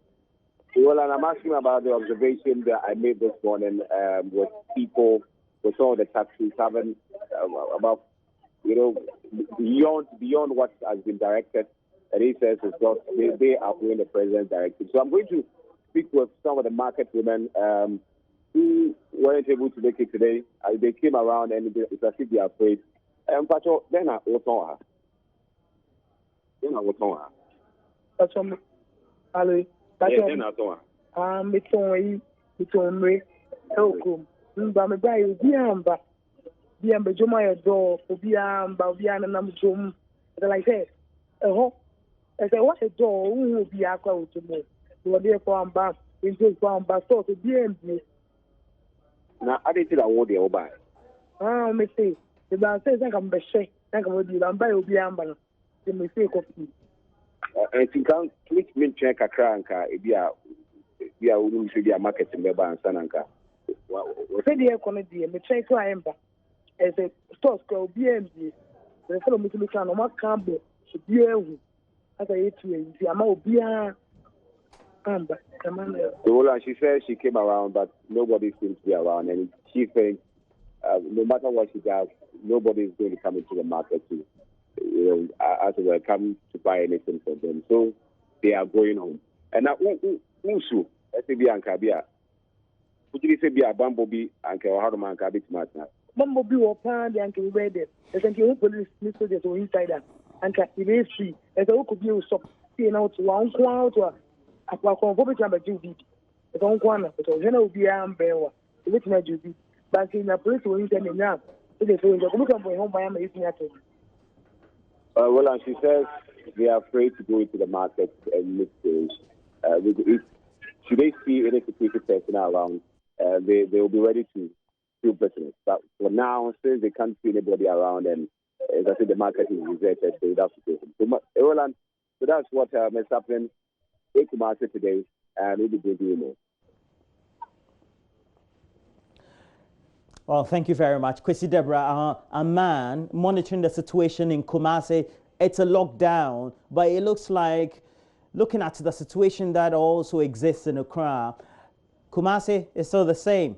The inhabitants or residents in the various communities in the Ashanti Regional Capital, just like Accra, don't seem to either get what the situation of the lockdown is, but also just follow the guidelines. But of course, we know the onus also lies as a responsibility on the security agencies or the personnel who have been deployed to the various communities. And this is where we also have to give you the feed. This is live Kumasi, and people are still walking on the streets. It's a situation that Nanaya PSA has also recorded in Accra or reported.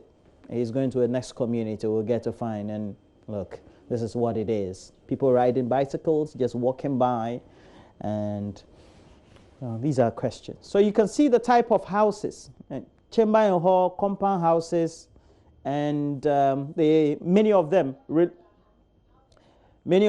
share toilets and bathrooms.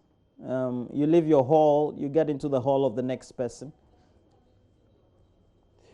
Yeah. And this is where we have to ask the conversation. So psychologically, how will people be psyched up for a 2-week lockdown such as this, where you can't go beyond the precinct of your streets? And then if you are just expected to be within a certain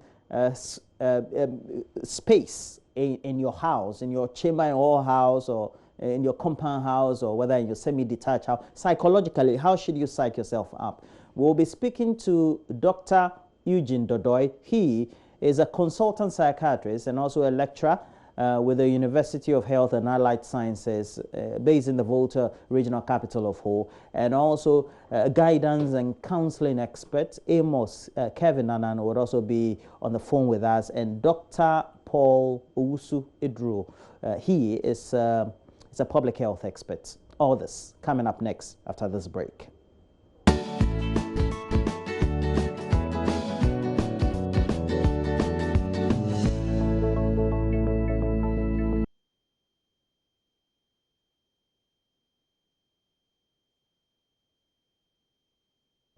So if Ghanaians are in the lockdown, we're talking about Ghanaians living in Accra, Kumasi, Tema, and just outside the precinct of Accra, that's Kaswa and the rest.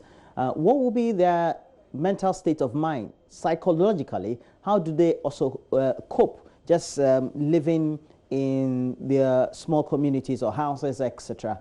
And what could be the related effects? Well, we decided to have an interaction. First, we'll have an interaction with Dr. Eugene Dodoi. He's a consultant psychiatrist and also a lecturer with the University of Health and Allied Sciences, UHAS. It's based in the Volta Regional Capital, and he's online. Good morning to you, Dr. Dodoi. Good morning, Roland. And I'm sure you have observed all the related conversations about the lockdowns, etc. Yeah. And for example, just this morning, we heard about the German finance minister committing suicide, etc. But we also do know even in the UK, a lot of residents are in a very stressful position. From the psychotic or the psychiatric point of view, what should ideally be the mental states of the ordinary Ghanaian who is located in these lockdown areas? Yeah. Thank you for the opportunity, Roland. I think one point of correction is that people do not commit suicide. People die by suicide. Suicide is not a crime. So that is why the... Can I have you speak up a bit, or perhaps if you can position yourself well so that we get the reception very well? No? Yeah, we can hear you. Please go ahead. Is it better now? Yes, please. Yeah, I was making a correction that, we shouldn't say people commit suicide because it's not a crime or a sin. So people die by suicide, and suicidal behavior is a symptom of a mental illness usually. So the challenge we have is that with this lockdown and limited movement or restriction to people's daily activities of life, there are some conditions that, are going to actually go up. I mean, if you permit me, let me just talk about the different groups of people we need to be very careful about. One is those who have tested positive and they are in isolation. I mean, they probably will get the most stressful, period where their own relatives cannot even attend to them, cannot come and visit them and all that. Then those who are in quarantine and awaiting their test results, the contacts and relatives of these people, because they are, also panicking whether their relatives are going to do well, whether they are going to go through and all that. The other risky group we forget is the mental health of healthcare workers. That is a very big group that we tend to, you see, we forget that the healthcare workers themselves can be patient, okay? So if they are going to go through this stressful period of seeing people as in elsewhere where they have to ration ventilators and decide who virtually should live and who should die, this is traumatic to the healthcare workers themselves. And so far, the WHO has recommended that, every response to this COVID-19 should be integrated with mental health care services. I'm yet to see that in Ghana. I've only heard statements about it, but the challenge is that it's really not there. We are not really we are not fully integrated in the response. But like I said, the healthcare workers, they are the soldiers in this war, okay? And if they are the soldiers in this war, they are, we take care of them first before the other people. And if we don't take care of them, the burden and the disease burden and the mortality is going to be very high up. Then the rest of us, of the general population, and even among the general population, those who will refuse to seek medical treatment because they've had contact. These are also people that we should be worried about, because it is because of the fear, the anxiety. Okay, I've heard people say that those people should be punished and all that, they are cruel and all that. They also need help. They need psychological help to even go for testing, to even decide that, okay, I've had a contact. I know of one death that happened and people are blaming the son of this person. That's why they didn't do alert and all that. You see, people also react to the stigma and fear and all that when there should be no stigma. So it's not easy for people to just come out and say that, yes, I have had contact with the COVID-19. I want to be tested. My father has been there. It's not easy for people to just come out like that. And it is very important to support them to do so and make them appreciate the fact that even their lives and other lives are at risk. So this is very important to know the different groups of people, because the attention and the response to them should be different, okay? Should be different, for everybody. Okay. Now, we're speaking related to the ordinary Ghanaian in the lockdown communities. What will be their mental state? What kind of assistance would they need when it comes to mental health care? Yeah, so people who are under lockdown currently, okay, are going to have a lot of anxiety, because there is a new epidemic now, or a new term that we refer to as infodemic. Okay, now social media channels a lot of false information and a lot of fear and a lot of panicking messages and all that. So the infodemic needs to be managed. That is one big challenge. So people should decide, whether they are going to do social, they are going to be on social media. You can actually regulate your time. That's okay. I'm going to find something else doing, but I'll be on social media from 7 to 8. I'll come back in the evening from 7 to 9.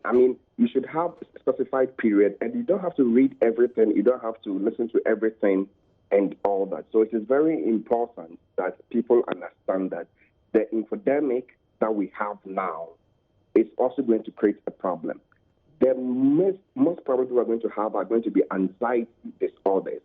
And for anxiety disorders, these are people who are especially on the edge, as if something is going to happen next. So these are people going to be, there are already people who are predisposed to getting it. So with this lockdown, they are going to have it the more. And it is very important that, there are lines or avenues for them to reach out to. Ghana Health Service has put up some phone lines out there. Okay. I'm sure that you have them. Okay. And then people are going to also get mood disorders. Okay? So mood disorders include major depression, bipolar disorders, and there are a few other ones. Okay. So we should be on the watch out. People who have a known bipolar disorder are likely to get a relapse at this period. People who have suffered a depression before may get a depression again. People who never have had it may get a depression for the first time now. And it's not like it's their fault. It's not, it is the stressor that we have around.